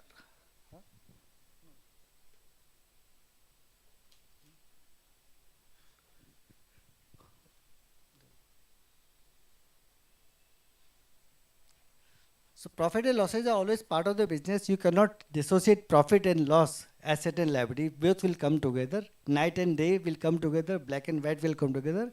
Good and bad go together. Similar, profit and loss will come together. Neither we are supposed to get worried with the profit, losses, nor we should be super excited with only profit, because the path for a future profit is not permanent. You have to keep changing your path so that you are constantly relevant in the given market. The other thing in the market place in a typical Indian business is that we forget to analyze our business not based on only how much turnover we have done, not based on how much loan we have taken a profit. We stop measuring the business based on your economic value added and your return on capital. Now return on capital is just not a balance sheet number कि मैंने इतना पैसा लगाया मुझे इतना मिला.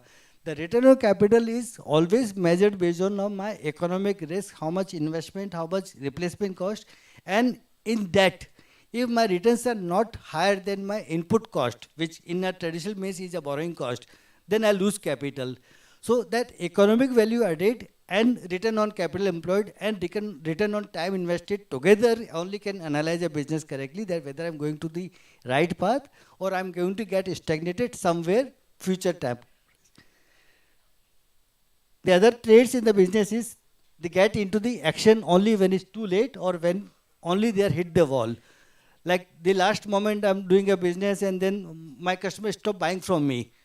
And I'm just hanky-dory and going here and there why my customer is not buying, or they just come and revise my price structure and I have no option left but to keep supplying, or there's a market which doesn't create a demand for my product. All these things are actually a result of not anticipating a future risk in the business. If we anticipate a risk, then we always create a standby arrangement in the business so that you are able to take those contingency in plan when you decide a business structure. And that's where we say that we should not get into an action only when we hit the wall. Anticipate the problem, understand the future risk, create an organization ready for taking any kind of a business shocks. And the business shocks are going to come. We are not going to be in a business where shocks will not come. But anticipating different kind of shocks when you create an organization, you always are ready, prepared, and you can absorb those shocks in time rather than it's too late. Then we always believe that if today is good, tomorrow is always going to be good. In a COVID period, many companies just came and said they went into hand sanitation market. Many companies just changed from their garmenting line to making masks or making non-woven fabric-based apron. This is anticipating that this will go on. And then reckless order of machine, reckless supply, this is anticipating that the market will go on. Forgetting that these are timed opportunities. These are one-off opportunities which will not be lasting long. And once we get a mindset to invest in the market, which are unpredictable, we are bound to make some mistakes because the market has a tendency to change. So anticipation of a change in the market is a primary objective for a businessman, because if you do not anticipate the worst case and the good case, between the two, the business and organization always remain and survive. So in that situation, we cannot ignore changes in the market. The last line again we say that if you stagnate, the market will not rise. As Nilesh Bhai, my earlier speaker, said that India is rising. The world is shrinking, India is rising. That means India is expected to grow. Does this mean that every company, every person in India will grow? No. Some will grow faster, some will not grow, some will degrow. That means it's not a market which will allow you to grow. Market is an open place. At times you have to expand the market to remain relevant and competitive to be able to grow against others. It's not a zero-sum game that, okay, my profit is others' loss only. At times, if the markets are not there, you create a situation where your market expands by creating more customers, more market, new innovation, these things. And in that situation, whether it's India or whether it's China or it's Germany, we say, each market, when they change, they create a new opportunity.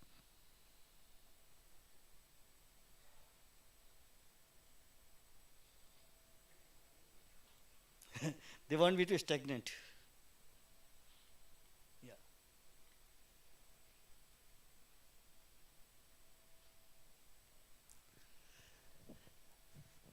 The next is, in the business, as we say in our body, if you want to remain fit for the next 50 years, 60 years, 70 years, 80 years, you cannot remain fit if you do not know your body well enough.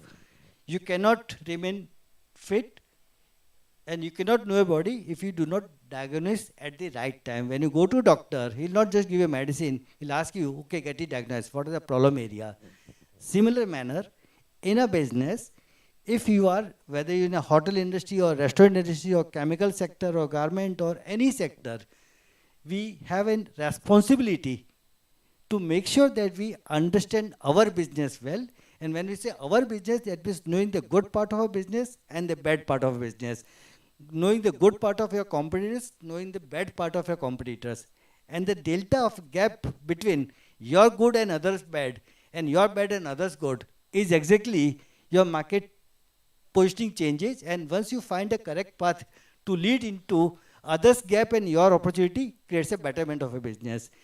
In a way, this is all nothing but a diagnosing your business correctly. And if you know your business well, like your body, you know how much to eat, when to sleep, when to get up. Similar manner, in a business, when your diagnosis is correct, you are able to take a corrective path much before you are hitting a roadblock. What is diagnosis? You can assess your core activities. Now, your core can be non-core to others. I'm good at certain things, others are good at certain things. Your core cannot be core to others. So you need to know you, your character, your own nature, your ambitions, your organization, your risk-carrying capacity. Once you know you and your organization well, you know that this is my core, and which is the activities which are non-core are activities which will remain with you but will keep disturbing you. So know the difference between core and non-core. Evaluate your business efficiency. When we say business efficiency, what does it mean? In a simple terms, if something goes in some process, whether it's a machine, business, metal, whatever, it has to add some value. And the result of output has to be better than input. If you are in a business of say steel making, if you put in iron ore and power and these things, your efficiency every level is good. The output with a good quality will create a better value for the business. If you are in education and if your input score is good to get admission in a good college, your output will always be good. You go to IIT, there is a big filtration, you will have a very less chance to get entrance in the college. But once your filter is good and input is good, output by design or by chance will be better. So your ability to evaluate a business of what goes in the business, all the tools of the business, whether it's a manpower, it's a capital, or it's a resources, or a management skill, your location, or a competitiveness, everything is an input to the business. What comes output? Output has to be added in an economic value added, because each activity in the factory or the service sector or any business has to add some economic value to whatever goes inside. So in that measurement, if you can review your business efficiencies every level, then you know at the end of the cycle you will be better off than others. Now case in example, I am making 100 crore sales. My input cost of material is 60 rupees. My value addition become 40 rupees. In that, 20 rupees is my cost of operations, whether it's interest cost or a salary cost or this, and 20 rupees I made money, I made 20 rupees profit. So I'll say, okay, my economic value added is 40%, my profit value added is 20%. I made 20% margin. Now there's some another companies who also say there are 100 rupees sales, 100 crore sales. I have my input cost and gap between input and output is 60 rupees. That means my material cost is 40 rupees, my selling price is 100 rupees, but my expenses are 40 rupees, I still make 20 rupees profit only. Can I say that both businesses are same valuable? Answer is no. Because one company is making 20 rupees profit, other company is also making 20 rupees profit. One company adding value added of 60 rupees, other is adding 40 rupees. That means your ability to add more value added, give an extra delta room to spend more on a business, resources, brand or anything which allow you to stand. And this isn't, it is just not ability to sell cheap.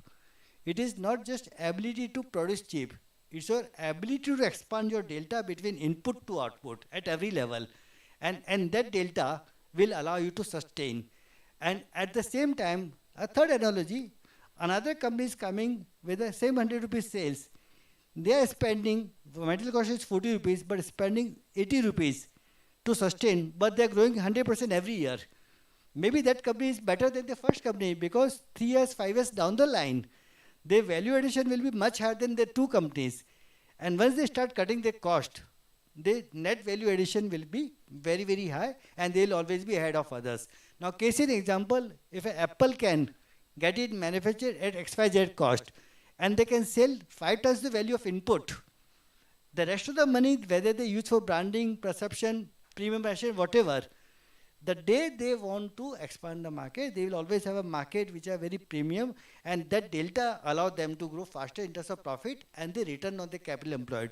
So they will always be more valuable than companies whose net value addition in the business processes is lower. So never get confused between the profit margin and the net value addition.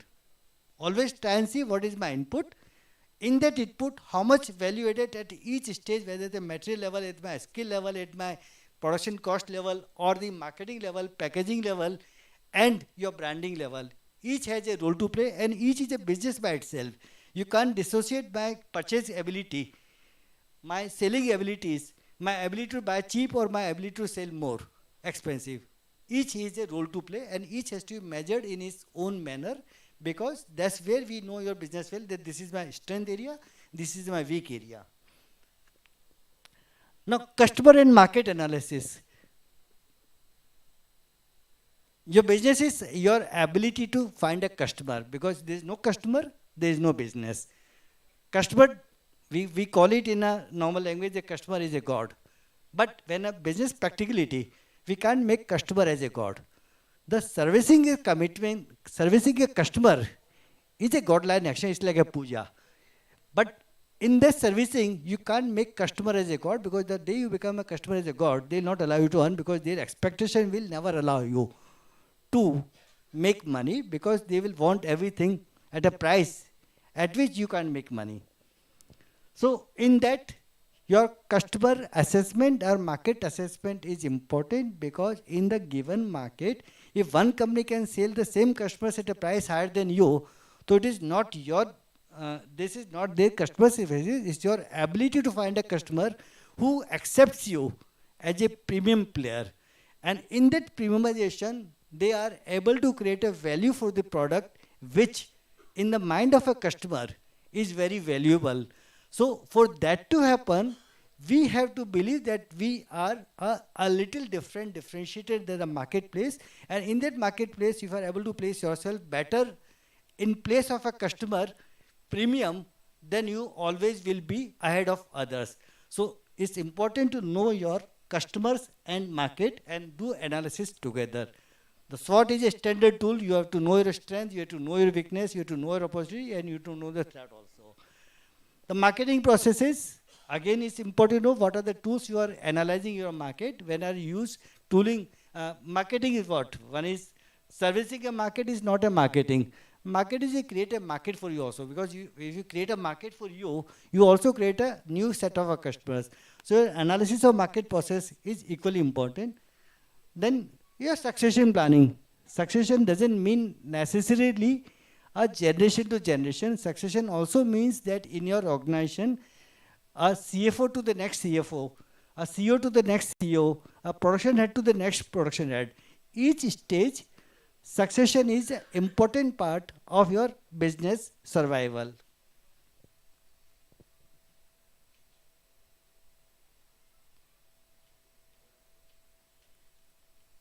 Again, select one more.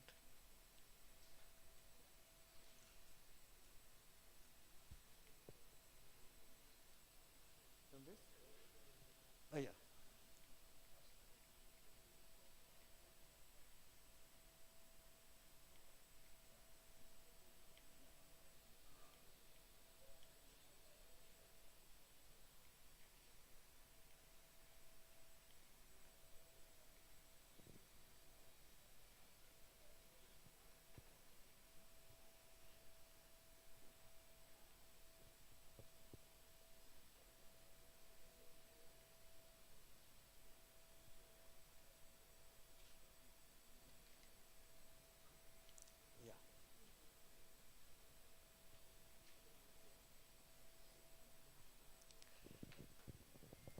Now that's a very important aspect of your business. As I said, in a body, you always diagnose it to gap assess.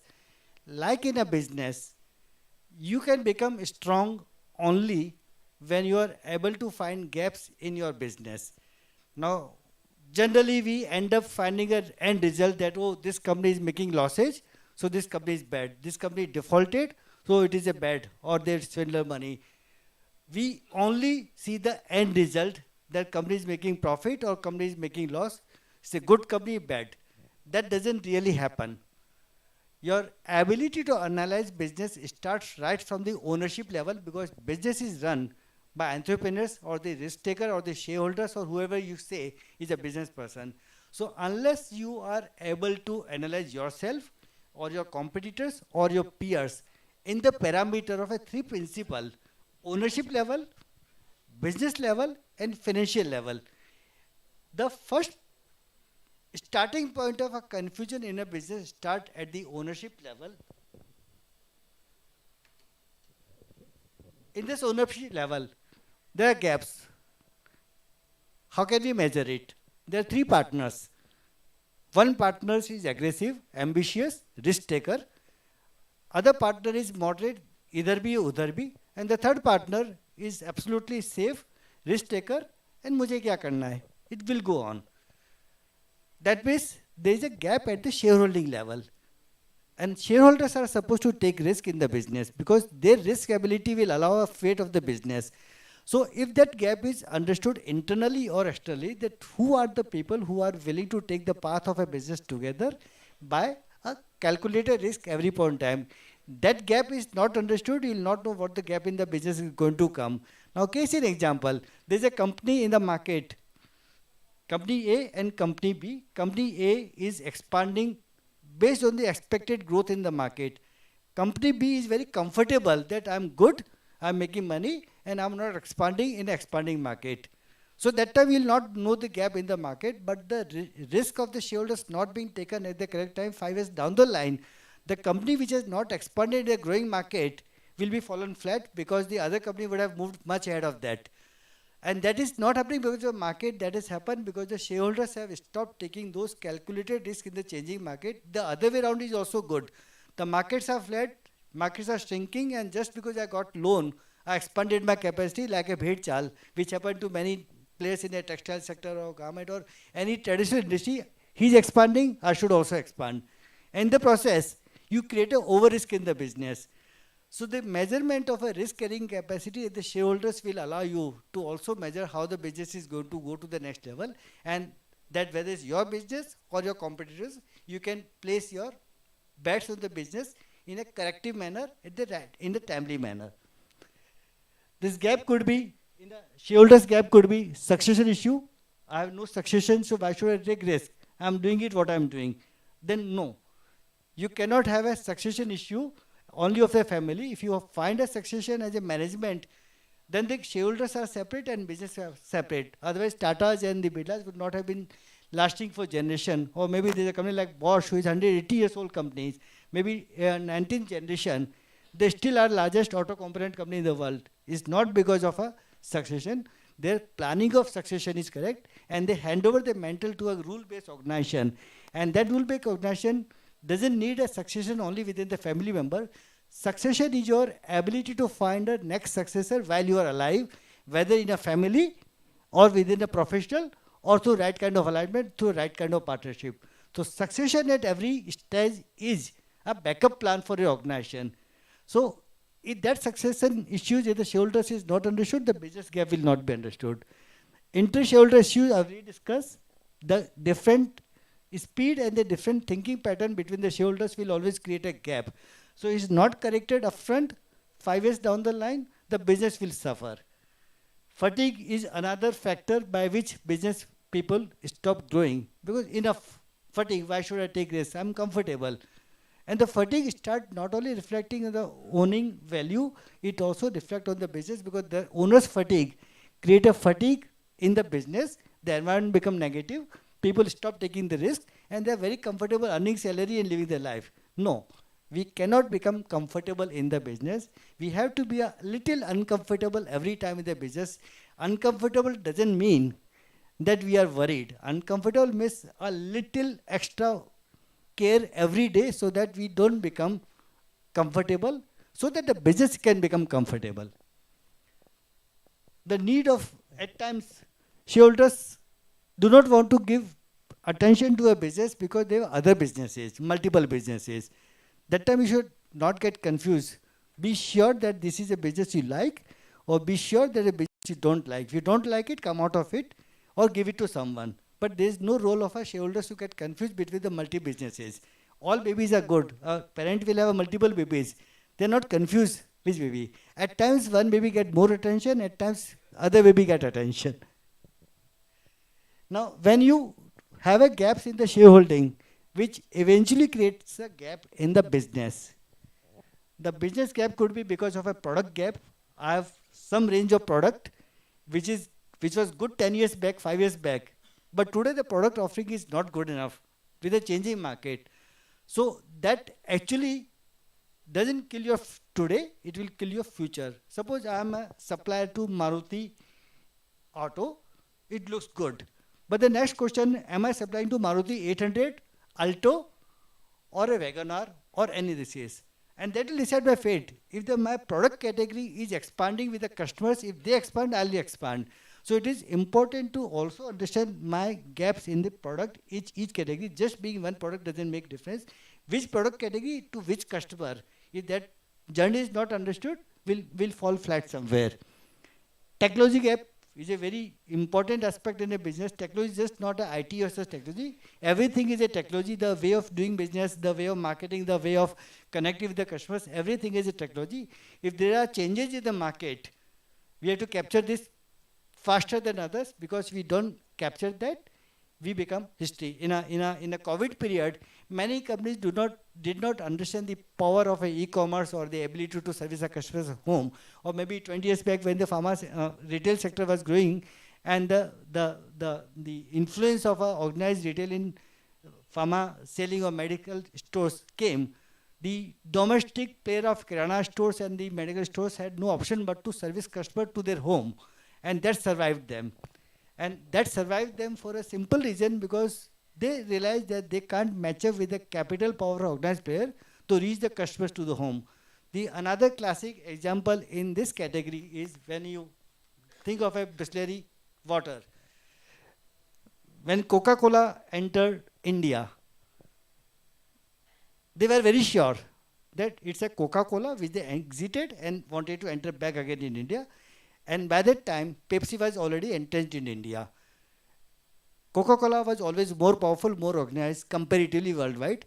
But in India, Coca-Cola exited forcefully and they wanted to re-enter. By that time, Thumbs Up was already there and the rest of the beverage. We had not served Coca-Cola and other things. The Chauhans and the people thought that should we fight with Coca with the madness of a capital, because they can afford to lose for next 20 years time, but they will have to make a base. Or find a better path. They leave the turf to others and find your own turf. So they did one thing. Okay, they sold at the highest possible price to Coca-Cola at that time. Now Coca-Cola did not acquire Thumbs Up for their profit. They wanted to acquire to eliminate them or kill them so that they don't get a competition in the market tomorrow. At the same time, the Chauhan family, they realized there is no point running after some business which tomorrow is a bigger risk. A risk of unknown or risk of a madness. Better to sell. Okay. By the time Bisleri was already there. So what they did? They used the knowledge of a beverage and the distribution and the bottling capabilities to migrate to a new level of aggressive business, which is Bisleri. And they become a leader in the market in water selling. And in India, if you say that water is being sold, you will laugh at it. But they were the one who created a water as a business in India. But that was not the story which ended. When they expanded, the blue color was a color of a water, and every color of water, whether it's a Manakchand or whoever will come in the market, they'll come a blue color, standard sky blue color, and the water is Lexis. It came a time where water became a commodity. At the same time, both Coca-Cola and Pepsi re-entered the water business because it's just extension of the cold chain and the distribution network to sell more. Again, the next challenge come. The change of the wind in the market was not selling water, because you have to also make profit. And when you are in the business to sell profit, you cannot afford to have a competition which is much below you or much above you. The same question come. Identity crisis, business model, change of business. How do I attack it? So first thing Bisleri did, they changed the color from blue to peacock blue so that they differentiate. How do I differentiate from others? You can't change others, then you change yourself. But that was not all. Together with that, 3 years before that, they realized that selling water will not be profitable. Selling profitable is just supplying water to the small store. This is create molds and the last 20 liters bucket, and with a dispensing machine. And suddenly they spread out to all offices first. And they become from a water seller to water supplier. Now, the 80% of the profit is made by 30% of the revenue. And they cannot be removed, because once you are in the office, once you are in the home, and once your machine is there, selling water is more difficult than supplying water. They become water supplier. So the changing of business model with the constant change in the market is so important. Without without leaving your main turf, that water is water, selling through bottle or selling through supply, they found is much economical, and this reason they are still surviving, and they are not going to leave this area. If this model change, they'll come in some other business model. So your business is your ability to understand the change in the market and change accordingly. Same way where your resource gaps come, I mean, your resource, whether it's oil and gas or a coal or any industry will have some resource. If the resource changes, because of market forces, you can't be stagnant. You also have to find the gap in your resource planning. A steel company cannot survive without a iron ore. However, whether you import, whether you dig outly or have a mining contracts, you have captive mine or whichever way, you have to find your resource. At times you buy, at times you contract, at times you just take small equity in the resource company to make sure that your continuous supply is available. So resource protected in your business gives you protection in a business at a level at which you can depend for your future. The gap in the capacity, equally important, because it's not market which will decide your capacity, it is your demand of the product which decide the capacity you create. And if the capacity supply is higher than the market demand, you tend to reduce your price and you make losses.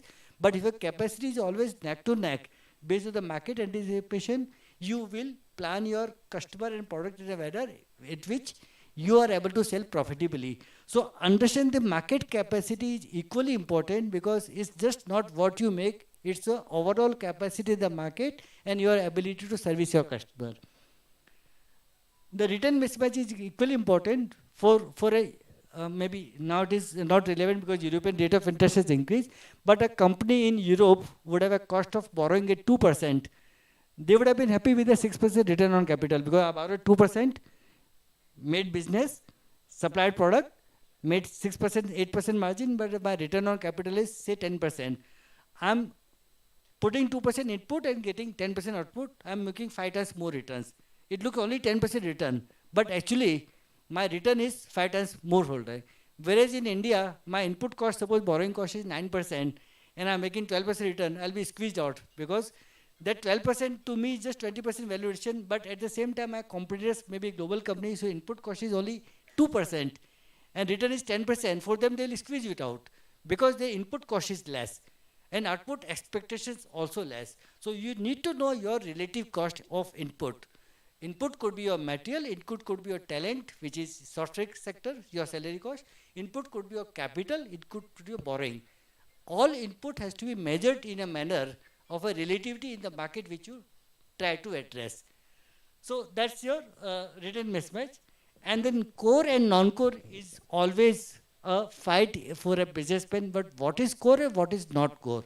For a manufacturing company, say in an auto component or an auto sector, or for a hotel sector or restaurant sector, I might have owning my property is a core.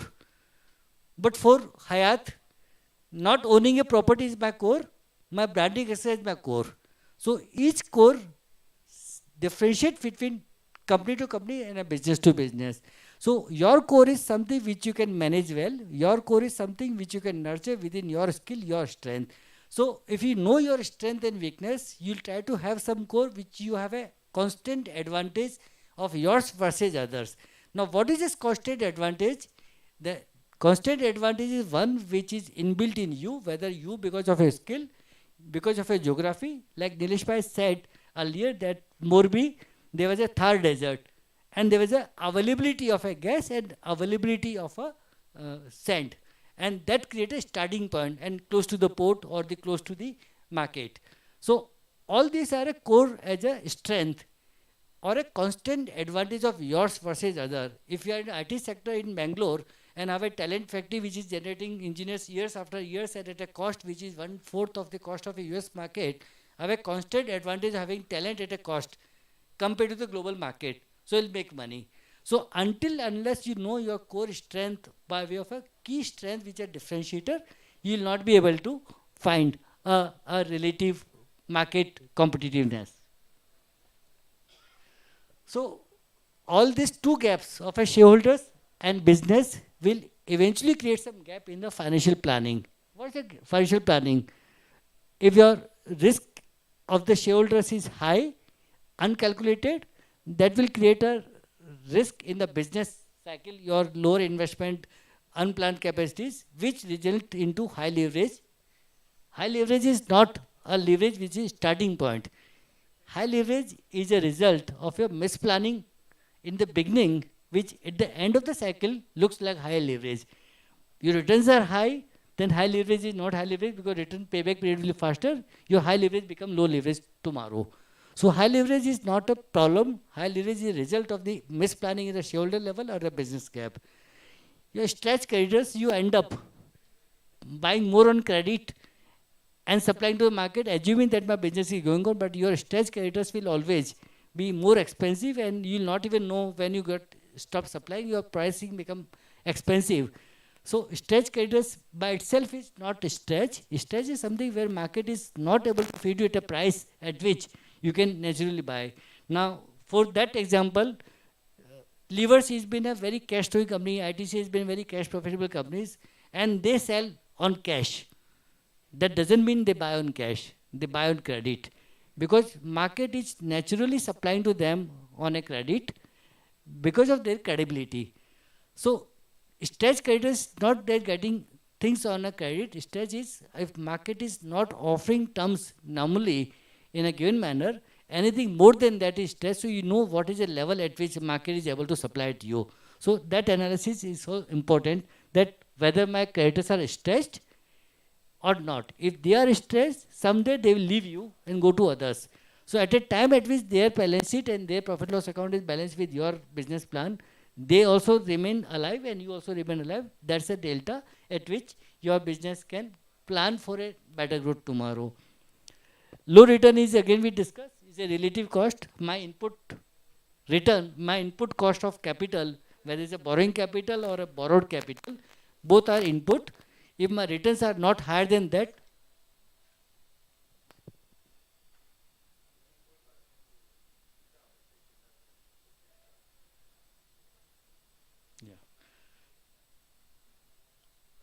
so this is, so the periodic diagnosis is what we discuss.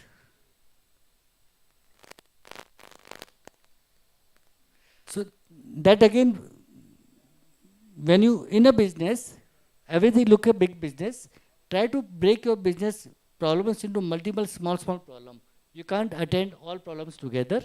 Break into multiple problems, multiple small problems and hit them one by one.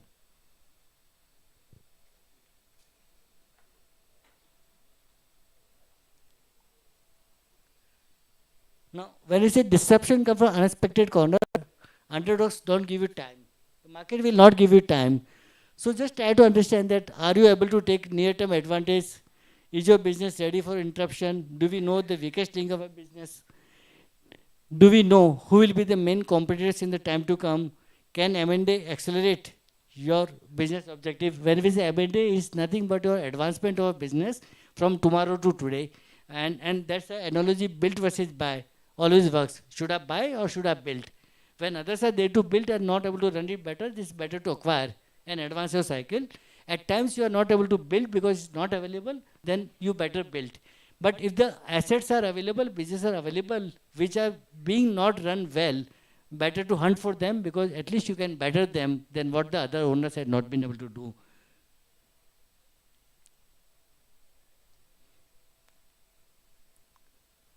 Now, all businesses needs a rationality. The rationality, as we discussed, it could be strategic rational, whether it's a diversity of product or a market or a geographical or whatever.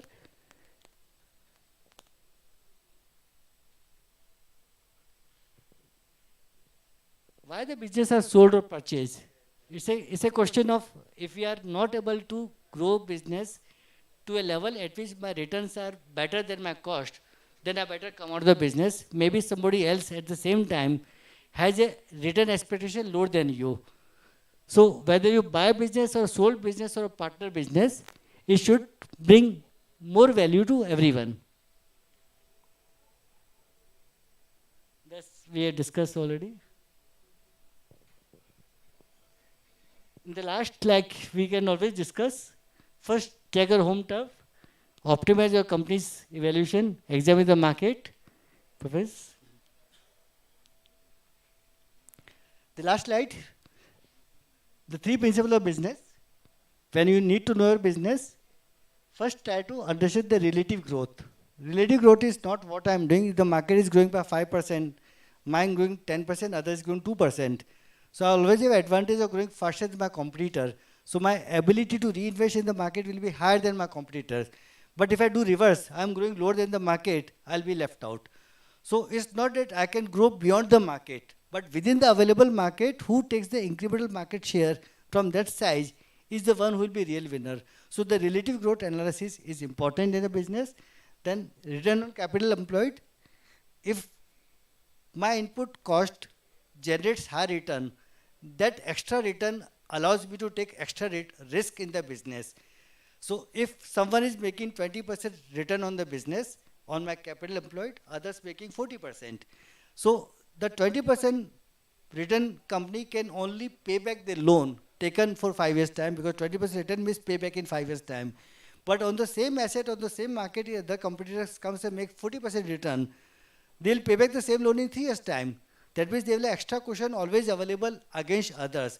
So your ability to generate high return on your investment by charging more or cost wise lower or a bigger share will always allow you to grow faster than others. And continuous competitive advantage has to be there. As we discuss, each business, person, organization or the market need to be differentiated by the competitive advantage. And that has to be measurable situation. That is not done, then let the business be run by someone else. You grow or you exit. So this is just about my conversation would not have been the best basis, maybe because of mic or maybe my accent being there. But at that time, what I wanted to convey here, as a person from a middle class background to be servicing mid-market companies to large multi-billion companies, one thing is always constant for a business person is never to get worried in what you do. It's always important to have a measured path ahead, so that without having impacted what others do or what others think, you do what you like the most, but do in a manner which is calculative, which is well measured, and risk taken on an everyday basis. You cannot come overnight, I'll take risk tomorrow and I become businessman. No. It's a every day, every minute's job to better every day. And if you are able to do this, a smallest of the business can become very big. And the bigger of the business can fall out of the game. Like Bombay Dyeing was a company which was the largest player of pure disease. They became sick. And Reliance, who are competing them, are the one not to be discussed. So it's not good enough to be good today. It's also important to be constantly being good in a relative terms, year on year basis. Thank you very much.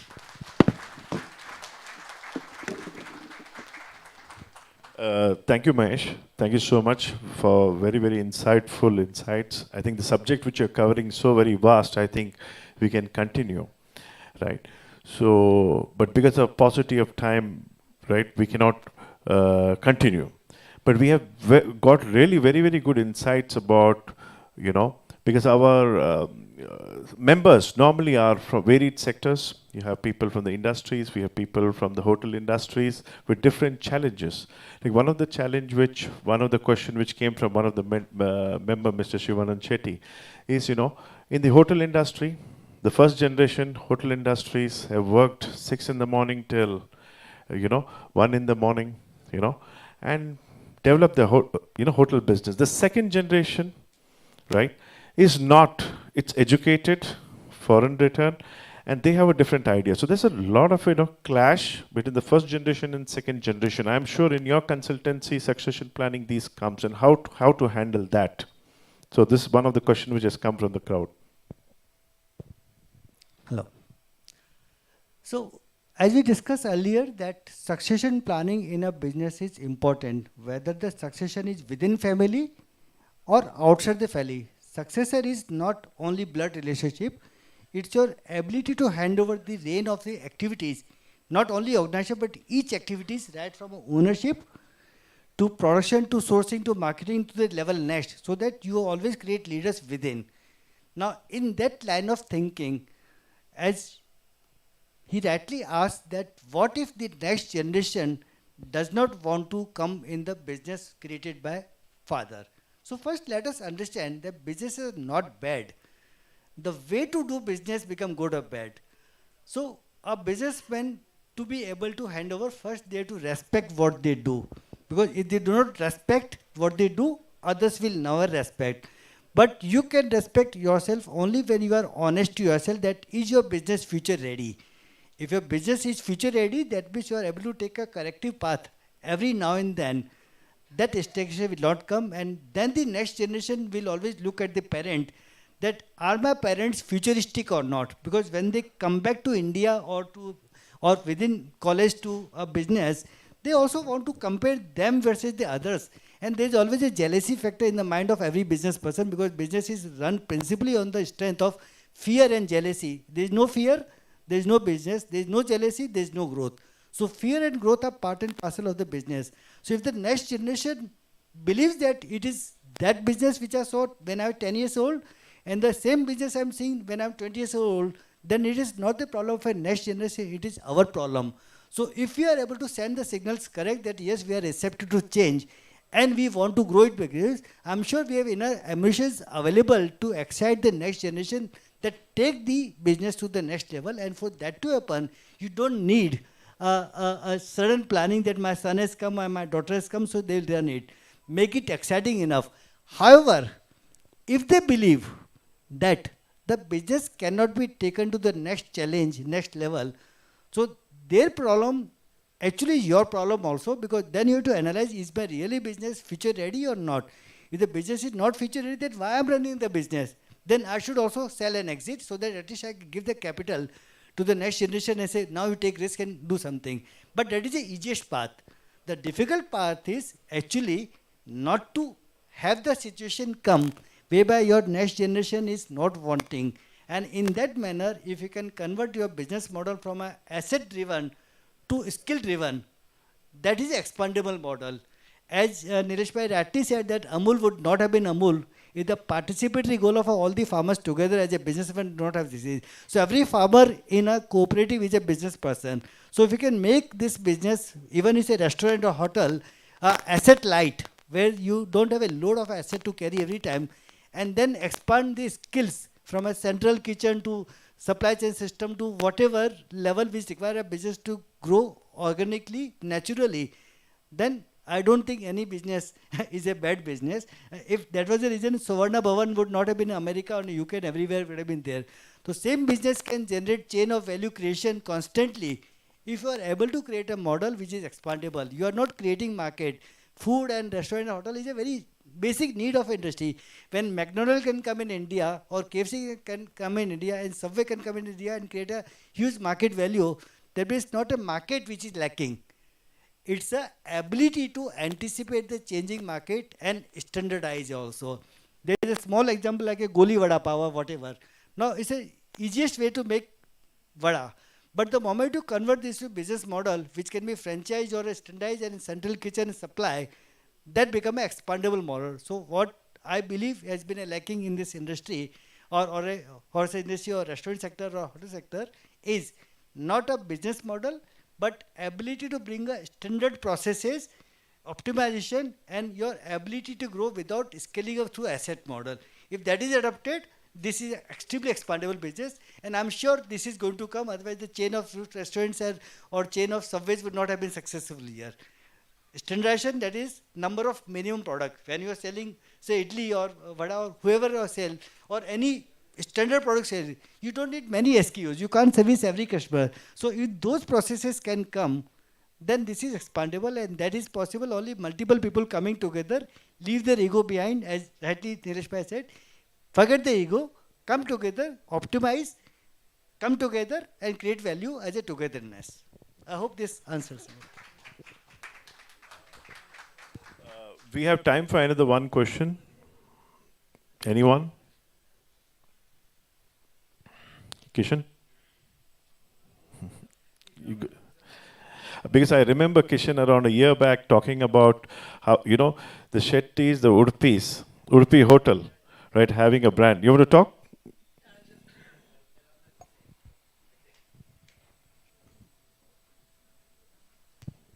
Good evening, friends. I think the same thing recalled, and I'm so excited. During the Corona time, our institution of Chamber of Commerce has hosted a webinar, and I conducted that as a, I think so, second one.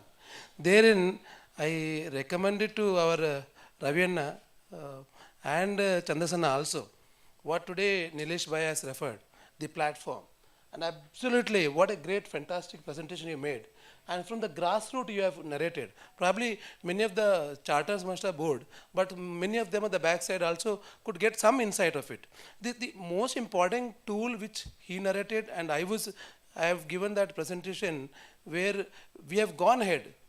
I think Srinath, Nishit and all our office bearers, Srinivas Shetty, we all gone ahead and thought of synchronizing with the community of the hotel. I put a forward details to Ravianna also, and then I spoke to you. We logged a platform called udupiswad.com. We registered that so that our team can join the wagon there. And I discussed with the Shankarana also.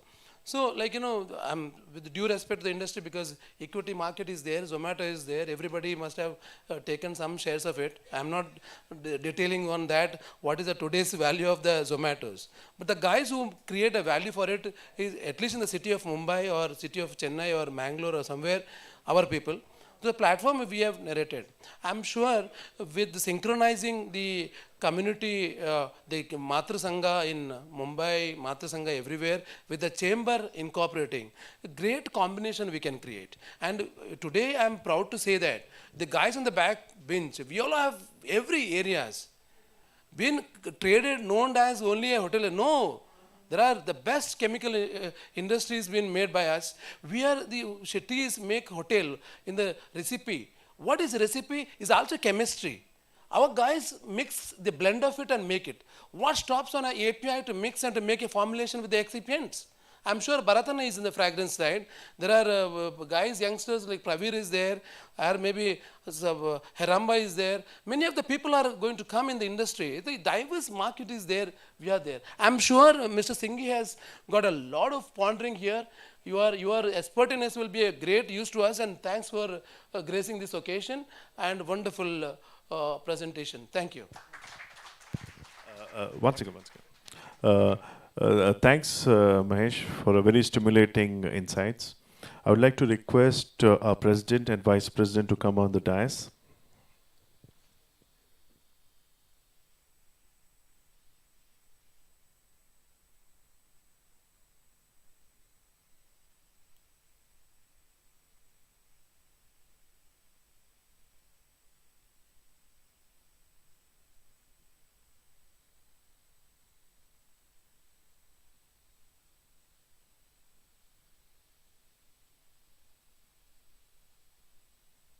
Hello. Oh, yeah. May I request Kishanana? Where are you? Where's Kishan? Kishanana, request you to hand over a small memento as appreciation for his time. And for a lot of you who don't know, he's Mr. Mahesh Singh is also our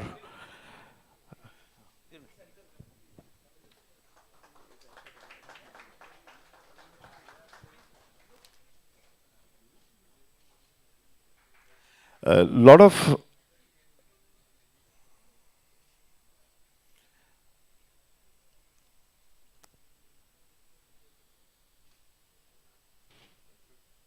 thank you.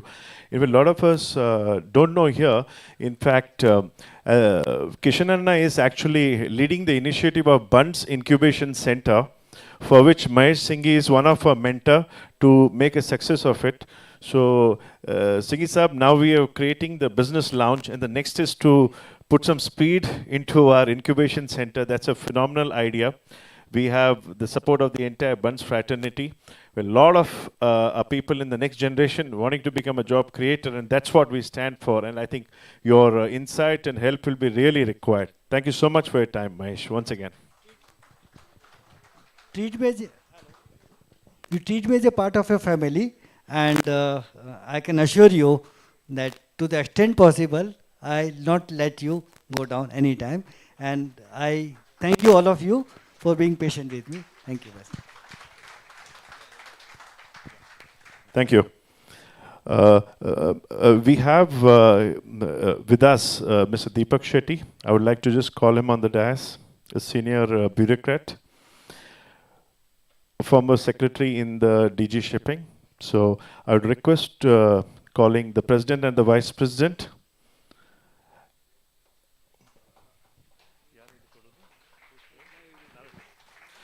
Small appreciation, sir. I'd attended one of your seminars that was, I don't know, around 18, 19 years back. That was a long time back.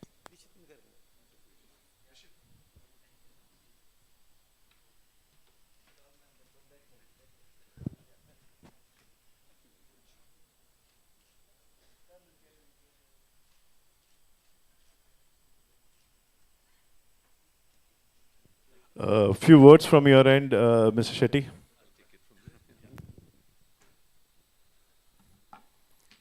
Namaskara to everyone. I think this was a pleasant surprise. And normally you don't associate a career civil servant amidst businessmen because you're typically a square peg in a round hole. So I distinctly recall when I joined the Indian Revenue Service in the year 1980, that was an ecosystem where perhaps advertently or inadvertently we were mentored and trained to distrust the industry. There was a great sense of apprehension that the industry was out to, shortchange the government. I've seen it all in the 37 years that I spent in the civil service. From then, milestones being moved, the boundaries, the envelopes were pushed. Came 1991, a watershed year, liberalization, privatization, and globalization. And fast forward to 2016, at the end when I retired as Secretary to the Government of India and Director General of Shipping, that was an era where, post-2013, honestly, we were mandated to be on a consultative mode with the industry and the stakeholders. It was sort of enjoined on us that whenever we did a policy change, we had to get into a consultative mode, document that, put out draft policy papers in the website of our respective agencies, solicit feedback and input, incorporate that, justify where you disagreed, and then communicate to the, to the Prime Minister's office. I mean, I remember as DG Shipping doing those several rounds of consultations. So that's the trajectory which we have seen. I don't want to add my 2 cents or 2 bit of knowledge here. I'm not very fond of sort of dispensing gyan. But all I can say is that, if you look at some of the basic premises which you need to be mindful, I'll just touch upon that, and I want to elaborate because I'm sure, I think sumptuous food beckons you, and I don't want to stand before that. Good corporate governance, and I'm sure all of you in business subscribe to the proposition that you are here for the long haul. Clearly, you're looking at a sustainable business model, which is there to stay and grow exponentially, God willing. So I think a good corporate governance is what will need to underpin you. Then there is this, the new animal, so to speak, of environment, social, and governance, ESG. And I don't want to elaborate that too much. And on governance, I'll just pivot on one key facet, which is, business integrity. That is so pivotal to whether you succeed or you fail. And trust me, I may just digress. I'm a senior advisor to an international organization which goes by the acronym of MACN, Maritime Anti-Corruption Network. This is subscribed by 179 of the largest shipping and logistics supply chain companies worldwide. So the primary philosophy is that the risk reputation, the perception of stakeholders, and mind you, this is an era not just of shareholders, you're looking at a larger community of stakeholders because you need to take them along with you. And so what we do is we propagate the message very clearly in terms of our outreach and messaging, contact programs, is that you're only as good today in business if you're not mindful of the risk. And one of the huge downside risks is good governance and anti-bribery and anti-corruption, which means business integrity very clearly. That brings me to the other aspect of risk management. It is so central to business in terms of identifying a risk well ahead. and then mitigating the risk in the manner that you deem it most appropriate. This takes me to another paradigm of strategic thinking. You need to think through. It's not good enough to say it's chalta hai and then remain constant. Status quo is not just good enough for business any longer. In an integrated global environment, you need to strategize, and which means that you need to do a 360-degree scan of all that's happening around you, both domestically as well as internationally. Final 2 points. One is skill development. I think it is so critical to your trajectory that you need to upskill yourself on a constant basis. And when I say skilling, it means you need to unlearn, dislearn a whole lot of things, scrap what you probably knew a few years ago, build on that and take it forward. So these are just basic mantras. So, I'm sure this is not something, it's a huge gyan, but coming as I do from a civil service background, I just wanted to share this with you. I don't want to bore you too much, as I said, because typically, normally bureaucrats are frowned upon and they're treated as anathema to business. But trust me, I think we are in an era, we are well positioned today where the governance structures are imbued with an entirely different philosophy. And you would see that in the times to come going forward. And I completely subscribe to the two very distinguished speakers who's I think it was very enriching for me to hear them, that the time for India is here. And very clearly, the other point I wanted to add is, if you want to leverage the demographic dividend of India, which means the young generation, which is going to occupy that space, I think we are one of the very few countries, probably you can single out a country or two, where we have the demographic dividend of the working class. Typically you see elsewhere in the Western world, there is gerontocracy, as they say, the aged population, the strain on the social security. Whereas here, we are poised to capture the moment where in the next 20 to 30 years, you'll have the youth which will take the country forward. I think that's all that I wanted to say, but of course I can go on. Thank you so much, and it's an absolute delight and honor. It's a privilege to be here, and thank you for the attention. And wish you all the very best in all your business and personal endeavors. Thank you. Thank you, Deepakanna. In that 4 minutes, what you talked, it was a lot of insights. I wish we had time. One thing which you mentioned is not to maintain a status quo and keep changing. I think that's where IBCCI has done. In the pre-COVID era, we used to meet every month for meetings.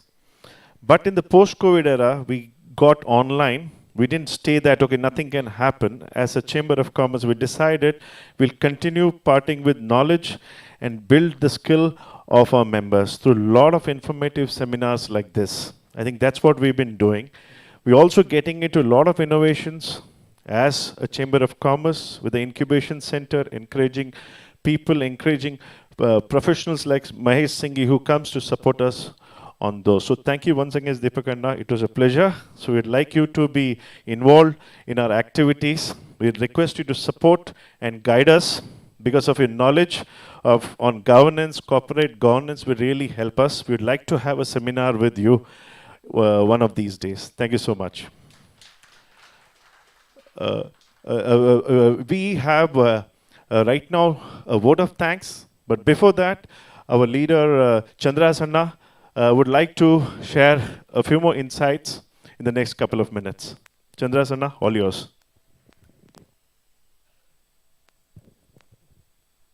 If you allow, I'll speak in Tulu because my English is not good. So, Nigale Matala Namaskara. At the opportunity, Panda Nama Mata Bantar Vanji Javapatukulda, especially industry the stalwarts Matamula Nigul Materla. Deepakanna civil service dagullo ulleru. What is Bansanga? In Bansanga Dada, Bansanga Ina Maltun Vishodian Patra, Degana, Yan Bansanga the president, Itin Rasad, Yan Bansanga the Vishane Panpe.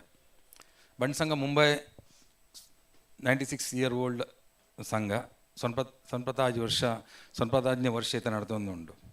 ಶುರು ಮಲ್ಪನಾಗ ನಮ್ಮ ಹಿರಿಯರ್ನವ್ರು ಮತ್ತು first start ಮಲ್ದಿನ ನಮ್ಮ education ಮಿತ್ತು ಎಂಚ ಮಲ್ಪಡು ದಾದ ಮಲ್ಪಡು ಬಂದು ಅದ night school ಇತ್ತಂಡು ಮಸ್ತ್ ನಮ್ಮ ದುಂಬದಾಗುಲು ಅವೇ ನೈಟ್ ಸ್ಕೂಲ್ ಕಲ್ತಿದ್ದೀನಿ ಮಸ್ತ್ ಮಲ್ಲ ಮಲ್ಲ ಇಂಡಸ್ಟ್ರಿ ಬಗ್ಗೆ ಮಸ್ತ್ ಬೇತೆ ಬೇತೆ ಇಂಡಸ್ಟ್ರಿ ಮಾತ್ರ ಉರ್ಲೇರು ಗೋಯಿಂಗ್ ಫಾರ್ವರ್ಡ್ ನಮ್ಮ ನೈಟ್ ಸ್ಕೂಲ್ ಬೊಕ್ಕ ನಮ್ಮ ಸ್ಟೂಡೆಂಟ್ಸ್ ಇಜ್ಜೇರು ನಮ್ಮ ಜನಕ್ಕೂ ಮಸ್ತ್ ಎಡ್ಡ ಲೆವೆಲ್ ಬರ್ತಾರೆ ಇತ್ತ ನಮ್ಮ ಸ್ಟೂಡೆಂಟ್ ಇಜ್ಜಿ ಬಂದು ಲಾಸ್ಟ್ 4 ವರ್ಷ ದುಂಬು ಸಿ ಎ ಶಂಕರಣ್ಣ ಟೈಮು ನಮ್ಮ ಸ್ಕೂಲ್ ಬಂದ್ ಮಲ್ಪಡ ನಂಗೆ ಬಿಕಾಸ್ ನಮ್ಮ ಬಂಡ್ ಸ್ಟೂಡೆಂಟ್ಸ್ ಇಜ್ಜಾರಲ್ವಾ ಐದು ದುಂಬು ನಮ್ಮ ಎಸ್ ಎಂ ಶೆಟ್ಟರ್ ಅಂಚ ಮಸ್ತ್ ವಿಜನರಿ ಮಗಳ ಹೆಸರಾದ ನಮ್ಮ ಫಸ್ಟ್ ಇನ್ಸ್ಟಿಟ್ಯೂಷನ್ ಮಲ್ತ provide S M Shetty institutions ಬಂದು Bunt Sangha S M Shetty institutions ಐಟ್ ನಮ್ಮ ಸ್ಟೇಟ್ ಬೋರ್ಡ್ ಉಂಡು ಅಂಚನೆ IGCSE ಇಂಟರ್ನ್ಯಾಷನಲ್ ಬೋರ್ಡ್ ಉಂಡು IB ಉಂಡು ಜೂನಿಯರ್ ಕಾಲೇಜ್ ಉಂಡು ಡಿಗ್ರಿ ಕಾಲೇಜ್ ಉಂಡು ಪೋಸ್ಟ್ ಗ್ರ್ಯಾಜುಯೇಷನ್ ಉಂಡು ಟೀಚರ್ ಟ್ರೈನಿಂಗ್ ಉಂಡು ಕೂಡ ನಮ್ಮ ಡಾಕ್ಟ್ರೇಟ್ PhD ಸೆಂಟರ್ಸ್ ಉಂಡು ಐಟ್ ಅರೌಂಡ್ 9600 ಸ್ಟೂಡೆಂಟ್ಸ್ ಉಳ್ಳೇರು ನಮ್ಮಡ ಅಂಚನೆ ಐಟ್ ಬೊಕ್ಕ ನೆಕ್ಸ್ಟ್ ಒಂದು ಇತಾವು ಎಸ್ ಎಂ ಶೆಟ್ಟಿ ನಮ್ಮ 25th ಇಯರ್ ಸೆಲೆಬ್ರೇಷನ್ ಮಾಡ್ತಂದು 21 ವರ್ಷ ನಮ್ಮ ನಡಪಡ್ದ ಪಂದ್ರ ಮಸ್ತ್ ಖುಷಿ ಆಪುಂಡು ಒನ್ ಆಫ್ ದಿ ಎಡ್ಡೆ ಬಾಂಬೆದ ಲೊಕ್ಯಾಲಿಟಿಡ್ ಅವು ಬೆಸ್ಟ್ 3 ಸ್ಕೂಲ್ಸ್ ನಮ್ಮ ಒಂಜಿ ಸ್ಕೂಲ್ಸ್ ಬಂದರೆ ಖುಷಿ ಆಪುಂಡು ಅಂಚನೆ ಐಟ್ ದುಂಪೊನ್ನಾಗ ದುಮ್ಮದಾಗ ಕೂಡ ನಮ್ಮ 75th ಇಯರ್ಗೆ ನಮ್ಮ ಬಂಡ್ ಸಂಘದ 75ನೇ ವರ್ಷೋಡು ಅದಾಗ ನಮ್ಮ ಏನಾಡ್ಲ ಕೂಡ ಎಜುಕೇಷನ್ಗೆ ಮಲ್ಪಡು ಬಂದು ಬಂಡ್ ಸಂಘದ ಎದುರಿದ ಕೊಡಂಜಿ ಜಾಗಕ್ಕೆ ತೊಂಡ ಅಲ್ಪ NB ಶೆಟ್ಟರ್ದ ಚೇರ್ಮನ್ ಆದಿತ್ಯರು ವಿವೇಕ್ ಶೆಟ್ಟರ್ ಪ್ರೆಸಿಡೆಂಟ್ ಆದಿತ್ಯರು ಆ ಟೈಮ್ಡು ನಮ್ಮ ಜಾಗ ಪರ್ಚೇಸ್ ಮಲ್ತ ಹೈಯರ್ ಎಜುಕೇಷನ್ ಇನ್ಸ್ಟಿಟ್ಯೂಷನ್ಸ್ ನಮ್ಮ ಮಲ್ತ Shashi Manmohan Shetty higher education institution ಬಂದು ಪುದರುಂಡು ಐಟ್ ನಮ್ಮಡ ಜೂನಿಯರ್ ಕಾಲೇಜ್ ಉಂಡು ಡಿಗ್ರಿ ಕಾಲೇಜ್ ಉಂಡು ಹೋಟೆಲ್ ಮ್ಯಾನೇಜ್ಮೆಂಟ್ ಇನ್ಸ್ಟಿಟ್ಯೂಷನ್ ಉಂಡು ಅಂಚನೆ ಮ್ಯಾನೇಜ್ಮೆಂಟ್ ಇನ್ಸ್ಟಿಟ್ಯೂಷನ್ ಉಂಡು ಐಟ್ಲ ಮಸ್ತ್ ಖುಷಿ ಆಪುಂಡು ಬಂಡ ನಮ್ಮ ಹೋಟೆಲ್ ಮ್ಯಾನೇಜ್ಮೆಂಟ್ ಇನ್ಸ್ಟಿಟ್ಯೂಷನ್ ಇನಿ ಬಾಂಬೆದ ಟಾಪ್ 3 ಇನ್ಸ್ಟಿಟ್ಯೂಷನ್ ಒಂಜುಂಡು ಬೆಸ್ಟ್ ಇನ್ಫ್ರಾಸ್ಟ್ರಕ್ಚರ್ ಇನ್ಸ್ಟಿಟ್ಯೂಷನ್ ನಮ್ಮ ಉಂಡು ದೇಗನ್ನ ನೀವು ಮಾತೆಲ್ಲ ಎತ್ತೇನಿ ಮಸ್ತ್ ಖುಷಿ ಆಪುಂಡು ಹೋಟೆಲ್ ಇಂಡಸ್ಟ್ರಿದ ವಿಷಯ ಮಸ್ತ್ ಪಾತೆರಿಯರು ನೋ ಡೌಟ್ ನಮ್ಮ ದುಂಬು ಹೋಟೆಲ್ ಇಂಡಸ್ಟ್ರೀಸ್ ಬತ್ತ ಯಾನ್ಲ ಹೋಟೆಲ್ ಇಂಡಸ್ಟ್ರಿ ಇದೆ ಯಾನ್ ಹೋಟೆಲ್ ಅಸೋಸಿಯೇಷನ್ಲ ಪ್ರೆಸಿಡೆಂಟ್ ಆದಿತ್ತ ನೀವು ಮಾತ ಪನ್ಪರ್ ನೀವು ಪಂಡ ನೆಕ್ಸ್ಟ್ ಜನ್ರೇಷನ್ ಅವು ಮಲ್ಪಡು ಮತ್ತು ಒಂದು ಅನ್ಫಾರ್ಚುನೇಟ್ ಪಂಡ ನೆಕ್ಸ್ಟ್ ಜನ್ರೇಷನ್ ನಮ್ಮ ನೆಟ್ಟು ಬರೋದು ಇಜ್ಜೇರು ಸಮಗಟ್ಟು ಆಗಲು ಹೆಂಗಲ್ಲ ಹೋಟೆಲ್ ಇಂಡಸ್ಟ್ರಿದ ಎಟ್ಲ ಇಜ್ಜೇರು ಎಟ್ ದ ಸೇಮ್ ಟೈಮ್ ನಮ್ಮ ಬಂಡ್ ಸಂಘದ ಫೋಲ್ಡ್ಲ ಬರೋದು ಇಜ್ಜೇರು ಆಗಲು ಹೆಂಗೇನೆ ಲೆಕ್ಕೊಡು ನಮ್ಮ ಎನ್ನೋಡು ನನ್ನ ಮಾತೆಲ್ಲ ನೆಕ್ಸ್ಟ್ ಜನ್ರೇಷನ್ ನಮ್ಮ ಇಂಚೆ ಇನ್ವಾಲ್ವ್ ಮಲ್ಪುನು ಬಿಕಾಸ್ ಯಾನ್ ಲಾಸ್ಟ್ 2 ವರ್ಷ ಒಂಜಿ ಮಸ್ತ್ ಒಂದು ಮಲ್ತಂದುಲ್ಲೆ IBCC ಒಟ್ಟು ಬತ್ತಂಡ ನಮ್ಮ ಐಕ್ಲ ಒಂದು ಮಲ್ಪೊಲಿ ದೇಗನ್ನ ಒಂದು ಸಿಂಪಲ್ ಹೆಂಗೆ ಒಂಜಿ ವಸ್ತು ಗೊತ್ತುಂಡು ನಮ್ಮ ಏನೇ ಇಲ್ಲೆಡ್ದಿಂಜಿ ಕಲ್ದಾನ ಅವು ನಂಗೆ ಮಂಡ್ಯಡ್ ಸಮ ಒರಿ ಉಂಡು ಆಂಡ ಎಲ್ಲೆಡ್ದಿಂಜಿ ಕಲ್ತು ಜಾಡ ಪಕ್ಕ ಮಲ್ಲಾಯ ಪಕ್ಕ ಕಲ್ಪಾರ ಆಪುಜಾವು ಅಂಚನೆ ದುಂಬು ಅನ್ನಗ ಬಂಡ್ ಸಂಘ ಈತ ಕುಡಂಜಿ ಇನ್ಸ್ಟಿಟ್ಯೂಷನ್ ಮಲ್ಪರೆ ಪೋತುಂಡು ಲಾಸ್ಟ್ 2 ವರ್ಷ 3 ವರ್ಷ ದುಂಬು ನಮ್ಮ ಬುರಿಯಲ್ಲಿ ವೆಸ್ಟಡ್ ಐ ಸಿ ನಗರ್ಡ್ ನಮ್ಮ ಒಂದು ಜಾಗ ತೊಂದ ಆ ಜಾಗೋಡು ನಮ್ಮ ಕಾಲೇಜ್ ಸ್ಕೂಲ್ದ ಕೆಲಸ ಶುರು ಆತಂಡು ಅದು ಇಂಡಿಯನ್ ಬೋರ್ಡು ನಮ್ಮ CBSE ಉಂಡು ಅಂಚನೆ ಇಂಟರ್ನ್ಯಾಷನಲ್ IGCSE ಬೊಕ IB ನಮ್ಮ ಮಲ್ತೊಂದುಲ್ಲ ಅವು state of the art school ನಮ್ಮ ಮಲ್ತೊಂದುಲ್ಲ ಬೆಸ್ಟ್ ಫೆಸಿಲಿಟಿ ಕ್ರಿಯೇಟ್ ಮಲ್ತೊಂದುಲ್ಲ ಅವಿನ ಮಲ್ಪೋಡು ದುಂಬು ಬಂಡ್ ಸಂಘದ ಐತ ಚೇರ್ಮನ್ ಶ್ರೀ ಡಾಕ್ಟರ್ ಪದ್ಮನಾಭ್ ಶೆಟ್ಟಿ ಅಂಚನೆ ಬೇತ ಪೂರ ಕೂಡ್ದು ಬಾಂಬೆದ ಟಾಪ್ ಸ್ಕೂಲ್ಸ್ ನಮ್ಮ ವಿಸಿಟ್ ಮಲ್ತು ಈ ಸ್ಕೂಲ್ ನಮ್ಮ one of the best school out ಬಂದು ಟ್ರೈ ಮಲ್ತೊಂದುಲ್ಲ not only academy but all ಪಂಡ ಪ್ರತಿ ಒಂಜಿ ಡಿಪಾರ್ಟ್ಮೆಂಟ್ ಎಲ್ಲ ಸ್ಟೂಡೆಂಟ್ ಬೆಸ್ಟ್ ಎಜುಕೇಷನ್ ತಿಕ್ಕೋಡು ನಮ್ಮ ಮಲ್ತೊಂದುಲ್ಲ ಅಂಚನೆ ಬಂಡ್ ಸಂಘ ಬೇತೆ ಬೇತೆ ನೆಟ್ಟು ನಮ್ಮ ನಮ್ಮ ಕಮ್ಯುನಿಟಿದಾಗಲ ಕೆಲಸ ಮಲ್ತೊಂದುಂಡು ಬಂಡ್ ಸಂಘ ಪ್ರತಿ ವರ್ಷ ಸಾಧಾರಣ ಒಂಜಿ 10 ಕೋಟಿ ರೂಪಾಯಿ ನಮ್ಮ ಬೇತೆ ಬೇತೆ ನೆಟ್ ಡಿಸ್ಟ್ರಿಬ್ಯೂಷನ್ ಮಲ್ತೊಂದುಂಡು ಅವು ಮೆಡಿಕಲ್ ಒಂದು ಹೆಲ್ಪ್ ಆಡು ಎಜುಕೇಷನ್ ಹೆಲ್ಪ್ ಆಡು ಹತ್ತಿರ ಮ್ಯಾರೇಜ್ ನಮ್ಮ ಮದ್ಮೆದ ನೆಟ್ ಆಡು ಪ್ರತಿಯೊಂದು ನಮ್ಮ ರಿಕ್ವೆಸ್ಟ್ ಬರ್ಕೊಂಡು ನಮ್ಮ ಕಮ್ಯುನಿಟಿದಾಗಲ್ಲ ಆಗಲ್ಲ ರಿಕ್ವೆಸ್ಟ್ ನಮ್ಮ ಬಂಡ್ ಸಂಘ ಪೂರ ಮಲ್ತೊಂದುಂಡು ನೆಕ್ ಒಂದು ಈ ಸರ್ತಿಂದ ಹತ್ತು ಲಾಸ್ಟ್ 96 ಇಯರ್ಸ್ದ ನೆಟ್ ಡೆವಲಪ್ಮೆಂಟ್ ನಮ್ಮ ಪ್ರತಿ ಹಂತೋಡು ನಮ್ಮ ಪ್ರತಿ ಸ್ಟೇಜ್ ನಮ್ಮ ಪ್ರಾಪರ್ ಡೆವಲಪ್ಮೆಂಟ್ ಆಗೋದು ಪೋತಿ ನೆಕ್ ಇಂಚಾರ ಸಾಧ್ಯ ಉಂಡು ಇನಿ ಸಾಧಾರಣ 900 ಅರೌಂಡ್ 900 ಸ್ಟೂಡೆಂಟ್ಸ್ ನಮ್ಮ ಬಂಡ್ ಸ್ಟೂಡೆಂಟ್ಸ್ ನಮ್ಮ ಫ್ರೀ ಎಜುಕೇಷನ್ಗೆ ತಗೊಂಡಿಲ್ಲೇರು ನಮ್ಮ ಇನ್ಸ್ಟಿಟ್ಯೂಷನ್ ಅಂಚನೆ ಪಿದಾದ ಬೇತೆ ಎಜುಕೇಷನ್ಲ ಬಾರಿ ಮಲ್ಲ ವಿಷಯ ಬಣ್ಣ ನಮ್ಮ ಇನಿ ಎಜುಕೇಷನ್ ಬಂಡ್ ಸಂಘ ಏರ್ಲ ನಮ್ಮ ಬಂಡ್ಸ್ ಜೋಕುಲು ಆಗಲ್ಲ ಫೈನಾನ್ಷಿಯಲ್ ಹತ್ರ ದರ ಸಾಮಾಜಿಕ ಪರಿಸ್ಥಿತಿ ಆಗಲಿ ಓದರ ಆಪುಜಿಂದಲ್ಲ ಇಜ್ಜಾಗಲೇ ಆಗಲೇ ಬೂಡ್ತಿನ ವ್ಯವಸ್ಥೆ ಬಂಡ್ ಸಂಘ ಮುಂಬೈ ಐಕ್ ವ್ಯವಸ್ಥೆ ಮಲ್ತಿತ್ತನು ಅಂಚನೆ ನಮ್ಮ ಜೋಕುಲೆಲ್ಲ ಆಗಲ್ಲ ಫೈನಾನ್ಷಿಯಲ್ ಆ ಬೇತ ಊಲ ನೆಟ್ಟು ಆಗಲೇ ಮದ್ಮೇರ ಸಾಧ್ಯದಿಂದ ಅಂಡ ಐಕ್ಲ ಬುಡ್ತಿನ ವ್ಯವಸ್ಥೆ ಬಂಡ್ ಸಂಘ ಮಲ್ದಂಡು ದುಂಬೋನಗ ಹೊಸತ್ತೊಂದು ಸ್ಕೀಮ್ ಬೇಗೋಡು ನಮ್ಮ ಚಾಲು ಮಲ್ತಂದಲ್ಲ ಕಂಕಣ ಭಾಗ್ಯ ಬಂದು ಏರ್ಲ ನಮ್ಮ ಪೊಂಜೋಕು ನಮ್ಮ ಕಮ್ಯುನಿಟಿದ ಆಗಲೇ ಮದ್ಮೇರ ತೊಂದರೆ ಇತ್ತನಿಂದ ಅಂಡ ಆಯ್ತು ಪೂರ ಒಂದು ಬಂಡ್ ಸಂಘ ತೂದಾಗಲೇ ಮಲ್ತು ಕೊರ್ಪಿನ ವ್ಯವಸ್ಥೆ ಮಲ್ತಂದುಂಡು ಅಂಚನೆ ಪ್ರೊಫೆಷನಲ್ ಎಜುಕೇಷನ್ ಮಲ್ಪರ ಕೆಲವರಿಗೆ ಬಂಗ ಒಂದು ಐದು ಕಾಸದ ತೊಂದರೆ ಅಂಡ ಐಕ್ ನಮ್ಮ ಒಂಜಿ ಪ್ರೊಫೆಷನಲ್ ಲೋನ್ ಸ್ಕೀಮ್ ನಮ್ಮದೀತ ಆ ಲೋನ್ ಸ್ಕೀಮ್ ಪಂಡ ಇಟ್ಟು ಇಂಟ್ರೆಸ್ಟ್ ಇಜ್ಜಾಯ್ತು ವಿದೌಟ್ ಇಂಟ್ರೆಸ್ಟ್ ಲೋನ್ ಕೊರಪ ಆ ಜೋಕುಲು ಅವೇನು ಆಗಲ್ಲ ಕೋರ್ಸ್ ಕಂಪ್ಲೀಟ್ ಆಗಿ ಬೊಕ್ಕ 2 ವರ್ಷ ಬೊಕ್ಕ ಅವು ಕಾಸು ಆಗಲು ನಂಗೆ ಪಿರ ಕೊರೋಡು ಮಸ್ತ್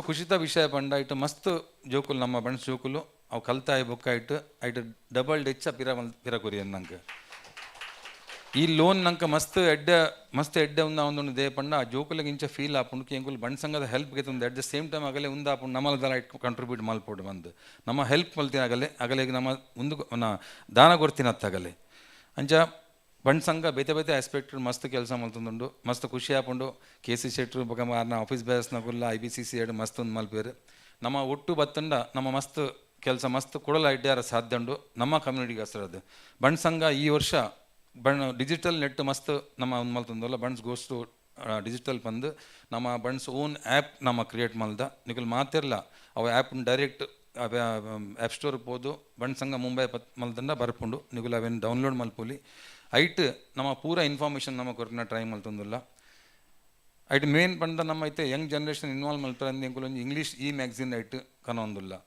ನೆಕ್ಸ್ಟ್ ಮಂತ್ ಆರ್ ಒಂಜರ ತಿಂಗಳದೆಲ್ಲ ಒಂದು ಲಾಂಚ್ ಮಾಡ್ತಂದಲ್ಲ ಪಂಡ ಬರೋದು ನೆಟ್ ಆ ಮ್ಯಾಗ್ಝಿನ್ದ ನಮ್ಮ ಉದ್ದೇಶ ಐತೆ ಪಂಡ ನಮ್ಮ ಯಂಗ್ ಜನ್ರೇಷನ್ಗೆ ನಮ್ಮ ಬಂಡ್ಸ್ ಎಂಚಿನ ಬಂದು ಗೊತ್ತಾವಡು ಇದಮ್ಮಡ ನಮ್ಮ ಒಂಟರವಾಣಿ ನಮ್ಮ ಕನ್ನಡ ನೆಟ್ ಸಬ್ಜೆಕ್ಟ್ ನಾವು ಕನ್ನಡ ಲ್ಯಾಂಗ್ವೇಜಲ್ಲಿ ಬರೋಂತುಂಡು ಅವು ಹೊಸ ಜನ್ರೇಷನ್ಗೆ ಆಗಲಿ ಇರಲ್ಲ ಅರ್ಥ ಬುಜಿ ಅವು ಐಟ್ ಪೋಬುಜಿರು ಐಟ್ ಒಂಜಿ ಸ್ಟಾಪ್ ಅವು ಮಲ್ತಂದಿಲ್ಲ ಐತ ಒಟ್ಟಿಗೂ ಯೂತ್ ವಿಂಗ್ದಾಗ ನೋಟು ಕೂಡ್ದು ನಮ್ಮ ಬೇತೆ ಆಗಲೇ ಗಸದ ನಮ್ಮ ಸೆಮಿನಾರ್ಸ್ ಪನ್ಲೆ ಹತ್ರ ಒಂದು ಮಲ್ಪ ನಮ್ಮ ಟ್ರೈ ಮಲ್ತಂದಿಲ್ಲ ಒಂಜಿ ಕಾಂತಾರ ಪಿಕ್ಚರ್ ನಮ್ಮ ಸಂಸ್ಕೃತಿದ ಒಂಜಿ ವಸ್ತುನು ಭಾರಿ ಸುಲಭ ರೀತಿಯಲ್ಲಿ ನಮ್ಮ ಜೋಕುಲೇನು ಲಕ್ಕಾರ ಸಾಧ್ಯ ತಂಡ ನಮ್ಮ ಬೇದ ಮಸ್ತ್ ಅಂಚ ವಸ್ತು ಉಂಡು ಅವೇಟು ನಮ್ಮ ನೆಕ್ಸ್ಟ್ ಜನ್ರೇಷನ್ ನಮ್ಮ ಲಕ್ಕದ ರೆಡಿ ಮಲ್ತೊಂಡು ಬರೋಲಾಗಲೇ ಏನೋ ಲೆಕ್ಕೋಡು ನಮ್ಮ ಮಾತ ಈತ ಜನಕುಲು ಬೇತೆ ಇಂಡಸ್ಟ್ರಿ ಬೇತೆ ನೆಟ್ ಮಸ್ತ್ ಡೆವಲಪ್ಮೆಂಟ್ ಆದಿರು ಆ ಡೆವಲಪ್ಮೆಂಟ್ ಕಂಟಿನ್ಯೂಷನ್ ಆವಡಂದ ನಮ್ಮ ನೆಕ್ಸ್ಟ್ ಜನ್ರೇಷನ್ ಆಯ್ತು ಇನ್ವಾಲ್ವ್ ಆವಡು ದಿನ ಯಾನ್ ಟೂ ಪ್ಯಾನ್ ನಮ್ಮ ಏರ್ ಅವಳು ಆ್ಯಕ್ಟಿವ್ಲಿ ಇನ್ವಾಲ್ವ್ ಇಡೋದಾಗಲ್ಲ ಜೋಕುಲು ಏರ್ಲ ಬಣ್ಣ ಸಂಗಡಿ ಇಜ್ಜೇರು ಗೊತ್ತಾಯ್ಬೇಕ ಸಮಾಲ್ಬರ ಸಾಧ್ಯ ಇಜ್ಜಿ ಎಲ್ಲಿಡ್ದೆ ನಮ್ಮ ಸುರು ಮಲ್ತಂಡ ಅವೇನು ನಮ್ಮ ಮಲ್ಪೋಲಿ ಬಂದು ನಂಗೆ ತೋಜುಂಡು ಪ್ರತಿಯೊರಿಗೆಲ್ಲ ಮನಸ್ಸು ಒಂದುಪ್ಪು ಆಗಲ್ಲ ಜೋಕುಲು ಆಗಲ್ಲ ನೆಟ್ ಆಗಲ್ಲ ಬಿಸ್ನೆಸ್ ಹತ್ರ ಆಗಲ್ಲ ನೆಟ್ಟು ಫೋಲ್ಡ್ ಬರೋಡು ಬಂದು ಅನ್ಫಾರ್ಚುನೇಟ್ಲಿ ಗೊತ್ತಾಗ ಮಸ್ತ್ ಲೇಟ್ ಆಪುಂಡು ಲೇಟ್ ಅವ್ರದ್ದು ನಮ್ಮ ಮಲ್ತಂಡ ಎಡ್ಡೆ ಬಂದೇನ ಒಂದು ಅಂಚನೆ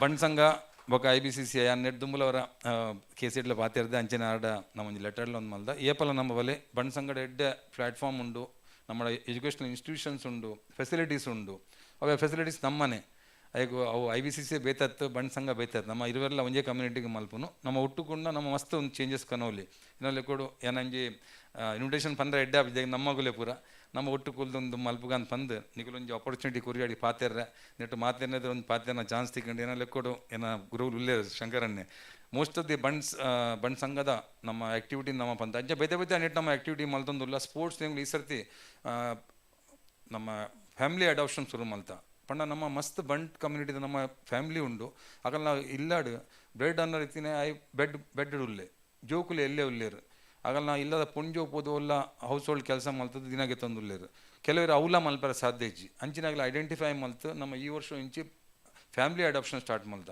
ಎಟ್ ದ ಸೇಮ್ ಟೈಮ್ ಕೊಡೊಂಜಿ ನಮ್ಮ ಹೊಸ ಸ್ಕೀಮ್ ಮಲ್ತ ಟ್ಯಾಲೆಂಟ್ ಅಡಾಪ್ಷನ್ ನಮ್ಮ ಬಣ್ಸಡ್ ಮಸ್ತ್ ಜೋಕುಲು ಇಂಚ ಉಲ್ಲೇರು ಬೇತೆ ಫೀಲ್ಡ್ ಮಸ್ತ್ ಟ್ಯಾಲೆಂಟೆಡ್ ಉಲ್ಲೇರು ಒಂಜಿ ಬಾಲ್ಯ ಒಂಜಿ ಉಂಡು ಮೆಂಟಲ್ ಮ್ಯಾಥಮೆಟಿಕ್ಸ್ ಇತ್ತ ಇಂಟರ್ನ್ಯಾಷನಲ್ ಸೆಕೆಂಡ್ ಪ್ರೈಸ್ ಗಿತ್ತು ರಡ್ ಇಂಟರ್ನ್ಯಾಷನಲ್ ಇವೆಂಟ್ ಬಾಲ್ಯದ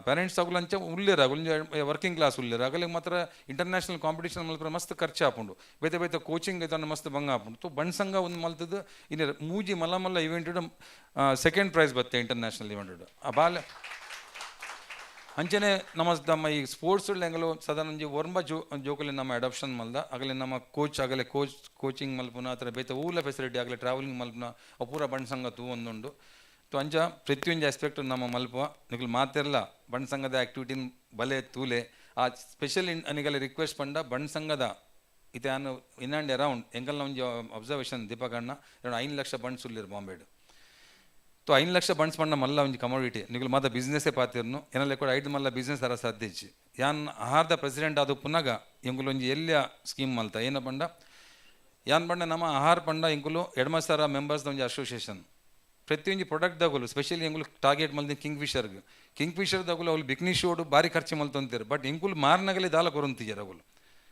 ಎಂಗುಲು ಎಂಗಲ್ಲ ಒಂಜಿ ಸಿಲ್ವರ್ ಜಿಬ್ಲಿ ಫಂಕ್ಷನ್ ಆಂಡ್ ಎಂಗಲ್ಲ 25th ಇಯರ್ ಸೆಲೆಬ್ರೇಷನ್ ಮಲ್ಪನೆಗಳು ಮಸ್ತ್ ಟ್ರೈ ಮಲ್ತ ಎಂಗುಲು ಬೆಂಗಳೂರು ಮುಡ ಪೋದು ಮಸ್ತ್ ಮಲ್ತ ಎಂಗಲ್ಲ ಇಂಗೆ ತೂರಂತ ಒಂದಿಜ್ಜರು ಆ ಟೈಮ್ ನಂಗೆ ನಮ್ಮ ಒಂದು ತೊಯಪಾಡು ಹಾಕೊಂಡು ಆಗಲ್ಲ ನೆಕ್ಸ್ಟ್ ಕಿಂಗ್ ಫಿಶರ್ ಬ್ಲೂ ಬಂದು ಲಾಂಚ್ ಆಂಡ್ ಆಗಲ್ಲ ಲಾಂಚ್ ಆನಾಗ ಎಂಗ್ಲು ಬಂಡ ದಿಸ್ ಇಸ್ ದ ಆಪರ್ಚುನಿಟಿ ನಮ್ಮ ಜನಕ್ಕೂಲಿಗೆ ಅದ ಮೈಂಡ್ ಸೆಟ್ ಇದ್ದಾನೆ ಎಂಗಲ್ಲ ಇಂಡಸ್ಟ್ರಿಡ್ ಕಿ ವಿದೌಟ್ ಕಿಂಗ್ ಫಿಶರ್ ಬಿಸ್ನೆಸ್ ಮಲ್ಪರ ಸಾಧ್ಯ ಇಜ್ಜಿ ಕಿಂಗ್ ಫಿಶರ್ ನಮ್ಮ ಬೇರೆ ಆಪಿನಿಂದ ಅಂಚೆನ ಪುನಗ ಎಂಗುಲೊಂಜಿ ಪೆಪ್ಸಿದಾನ ಕೋಕ್ದ ಒಂಜಿ ಲಾಂಚಿಂಗ್ ಪೋಯ್ ಅದಾಗ ಆಗಲ್ಲ ವೀರೇಂದ್ರ ಶೇವ್ ಆಗಲ್ಲ ಬ್ರ್ಯಾಂಡ್ ಅಂಬಾಸಿಡರ್ ಆಯ್ಕೆ ಕೋಟಿಗಟ್ಟಲೆ ಕೊರದೊಂದು ಮಲ್ಪೇರು ಎಂಕುಲು ಕಾಂಡಬೇಯ ಮಾರನು ಎಂಕಲಿಂದಾಲ ಎರಲ ಪನ್ಪುಜೇರು ತೌಲು ಎಂಕಲ್ನ ಫಸ್ಟ್ ಎಂಕುಲು ಎನ್ಕೌಂಟರ್ ಆಂಡ್ ಆಗಲ್ಲ ನೋಟು ಎಂಕುಲು ಪಂಡ ಆಯನಿಗೆಲ್ಲ ಬಾಟಲ್ ತೋಯಪಾವೆ ಗೆಸ್ಟ್ನಾಗಲ್ಲ ಕಸ್ಟಮರ್ಸ್ನಾಗಲ್ಲ ಬಾಯಿ ಕೊಂದೀಪಿನ ಎಂಕಲಿನ ಕೇಂದ್ರ ನಿಗುಲು ಒಂದು तो इंकुल अವು अटैक आदा स्टार्ट मल्ता Kingfisher blue market launch आना पूरा ऑर्डर मल्तदु अगन प्रिमैसेस बन्न पंडेर इज्जि ಎಂಗಲ ಅಸೋಸಿಯೇಷನ್ ಡಿಕ್ಟೇಟ್ ಬೈದಂದ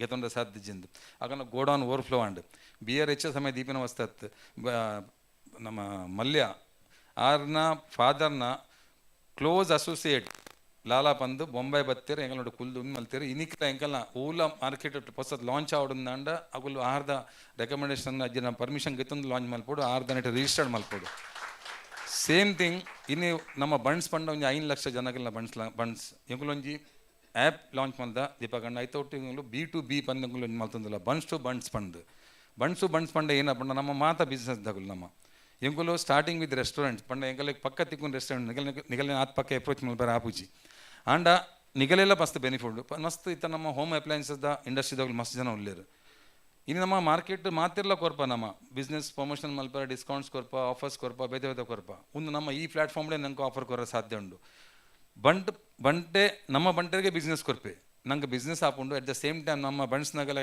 ಆಯ್ತು ಒಂದು ಡಿಸ್ಕೌಂಟ್ಸ್ ಅಥವಾ ಆಫರ್ಸ್ ತಿಕ್ಕೊಂಡು ಅವು ನಮ್ಮ ಬಂಟು ಬಂದು ಎಂಗುಲು ಆಯ್ತು ಪ್ರೊಸೆಸ್ ಆಲ್ರೆಡಿ ಸ್ಟಾರ್ಟ್ ಆದನು ಒಂದೇ ಪ್ಲಾಟ್ಫಾರ್ಮ್ ನಮ್ಮ ಆ್ಯಪ್ ಪೂರ ತಿಕ್ಕೊಂಡು ಆ ಆ್ಯಪ್ ಮ್ಯಾಟ್ರಿಮೋನಿಯಲ್ ನಮ್ಮ ಸೈಟ್ ಉಂಡು ಮೂಜಿ ಎಜುಕೇಷನಲ್ ಇನ್ಸ್ಟಿಟ್ಯೂಷನ್ದ ವೆಬ್ಸೈಟ್ ನಮ್ಮ ಡೈರೆಕ್ಟ್ ತೂವರ್ ಆ್ಯಪ್ ಉಂಡು ಹೊಸ ತಾಪಿನ ನಮ್ಮ ಎಜುಕೇಷನಲ್ ಇನ್ಸ್ಟಿಟ್ಯೂಷನ್ದ ಡೇ ಟು ಡೇ ನಮ್ಮ ಆ್ಯಕ್ಟಿವಿಟಿ ಆಯ್ತು ನಮ್ಮ ಪಡಂದುಪ್ಪುವ ಅಂಚೆನೆ ಬೇತೆ ಆ್ಯಕ್ಟಿವಿಟೀಸ್ ಉಂಡು ನಮ್ಮ ಸ್ಪೋರ್ಟ್ಸ್ ದಾಡ್ ಇತ್ಯಾನ ಅಡಾಪ್ಷನ್ದ ಪಂಡ ಪೂರ ಆಯ್ತು ತೂವರ್ ತಿಕ್ಕೊಂಡು ಸೊ ನಿಗಲ ಸ್ಪೆಷಲ್ ರಿಕ್ವೆಸ್ಟ್ ದೇಗನ್ನ ಇತ್ತ ನಿಗುಲಿತ ಮೂಲ ತೂವರೆ ಪೋಯಡ ನಿಗಲ್ನ ಆಲ್ಮೋಸ್ಟ್ 90% ಜನಗುಲ್ನ ಮೆಂಬರ್ಶಿಪ್ ಉಂಡని ಗೊತ್ತಿಜ್ಜಿ ರಿಜಿಸ್ಟ್ರೇಷನ್ ಉಪ್ಪಂದು ಅಗಲ್ನ ಅಪ್ಡೇಷನ್ ತ ಉಪ್ಪರೆ ಉಪ್ಪಂದು ದೇಗನ ನಮ್ಮ ಮಾತ ಪಾತಿರುವ ಫಸ್ಟ್ ನಮ್ಮ ಮೆಂಬರ್ ಆಗ ನಮ್ಮ ಕಮ್ಯುನಿಟಿದ ಮೆಂಬರ್ ಆದ ನಮ್ಮ ಮೆಂಬರ್ ಆದ ನಮ್ಮ ಬುಕ್ಕರೆ ಪನ್ಕ ಏನಲ್ಲಿ ಕೂಡ ಮಸ್ತ್ ಮಲ್ಲ ಡಿಫ್ರೆನ್ಸ್ ಆದಂಡು ದೇಗನ ಒಂದು ಆ್ಯಪ್ ಮಲ್ಪನಾಗ ಇಂಗುಲ್ ಮಲ್ಲ ಒಂಜಿ ಡಾಟಾ ಗ್ರಿಡ್ ಪಂದು ಒಂಜಿ ಒನಗಲೇನು ಅಪಾಯಿಂಟ್ ಮಲ್ತ ಅಗುಲು ಸುರುಡು ಜೀತು ಪಂದು ಒಂಜಿ ಆರ್ಗನೈಸೇಷನ್ ಮಲ್ತಾರೆ ಅವು ಜೇನ್ ಆರ್ಗನೈಸೇಷನ್ ಅಗಲ್ನ ಜೇನ್ಲ ಅಗಲ್ನ ಮಸ್ತ್ ಬೇತೆ ಕಮ್ಯುನಿಟಿ ಉಂಡು ಅಗಲ್ ಪೂರ ಕೂಟದೊಂದು Jeetu ಮಲ್ತೀನಿ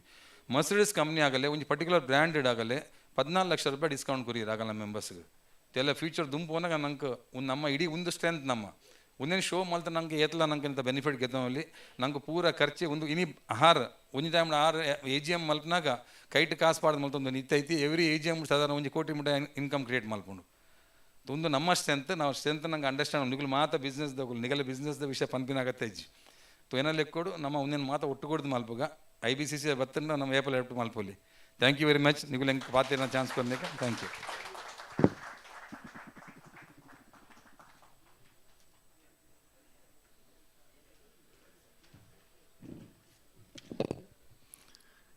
Namaskar everyone.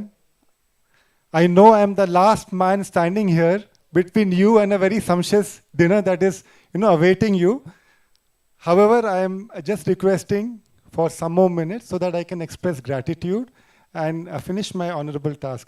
On behalf of IBCCI, I am extremely honored to be presenting the vote of thanks today and acknowledging the efforts of so many members putting in and ensuring that this event is really successful. Before I go ahead, I must say that I'm impressed with the audience. You guys have been so patient and energetic. Can we put our hands together and have a small thank you so much.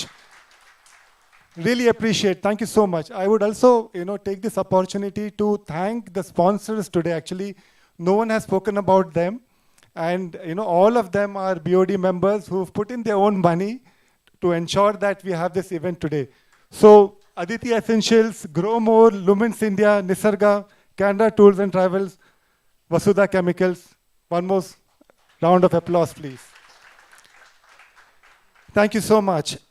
Okay, I would like to first express gratitude to Mr. Nilesh Shah. I think his presentation was fantastic. And I love the way he had Bollywood and the, cricket all mixed into it, gave a good message. And I truly, I felt very proud of being an Indian. I would say Jai Hind, Jai Tulunad, and Jai Maharashtra. Thank you. I would also, Mahesh Bhai, superb. The way you spoke, the macro level, the micro level, your thoughts on risk and opportunity was fantastic. And thank you for all the time. Thank you. Moving on, I would like to thank Mr. Chandra Shetty, President Bunts Sangha, a great leader whom I look up to personally. He was very busy, Ratnakar sir, and I think even Harishana is not there. They've all been busy. You took your time. Your thoughts were really good. Yes, Kantara picture has doing fantastic. The only problem is in May we had, to book a cola, but there are no dates. So, but good to, good to them. And Mr. Deepak Shetty, 4 minutes, but they were fantastic. I'm sure we would be coming back to you for some more time and, really express gratitude. Thank you. I would like to also thank all the office bearers and committees, subcommittees of Bunts Sangha. Actually, Ratnakar sir is there, Harishana is today, and there are many others whom I cannot take there because of the time. But I thank all of them, express gratitude. Thank you, and a very heartfelt thanks to all the office bearers and members of AHAR, Jawab, Bunts Association, the Legal Association, my friends in SM Shetty School, they had come here today, office bearers and trustees. Thank you for that. We very important, we express gratitude and a special thank to all the media people in, Kishana, you know how important to have the media people in. So thank you so much for coming in and being a part of this event. A special thanks to all the prominent, Shankar uncle. Lot of them don't know when we were having the IBCCI event. Yeah. So we would always go to Shankar uncle's office, and he was a great host. Thank you so much. Thank you all the entrepreneurs here, all the business magnates who have come in, and the second generation. Praveer is here. I think Rohan is here. You guys need to take this forward. I think it's important that you all join in and, make an impact. Thank you so much. A special thanks to Peninsula Grand Hotel. I think Satish Anna, I don't know if he's here. Yesterday, we had gone and met him, and he has extended his full support. We express gratitude. And it was very nice to know when we met him yesterday, he said that he would like his children also to be involved in IBCCI and see how we can take this platform ahead and help all Bunts entrepreneurs. Sushil, thank you. You've been a great event organizer. Thank you so much for your efforts here. Finally, a special thanks to our president, Mr. K.C. Shetty, all the office bearers. I think, he deserves it, and to the entire IBCCI as well. It's not easy to, put in your time. So thank you, Srinatana, thank you. Thank you to all the office bearers of IBCCI, core committee, and advisors. Finally, I would, one last request before I end this, is that there are many of us here who are non-members. My humble request to all are that please fill the form, please become members, and please contribute, like Chandra's uncle said about the Jains, that they are so close-knit and they do so much for their community. Let's get together and take Bunts to the next level. Friends, I think the dinner is waiting. The bar is open. Thank you so much and good evening. Thank you. The dinner is in the first floor. Thank you so much.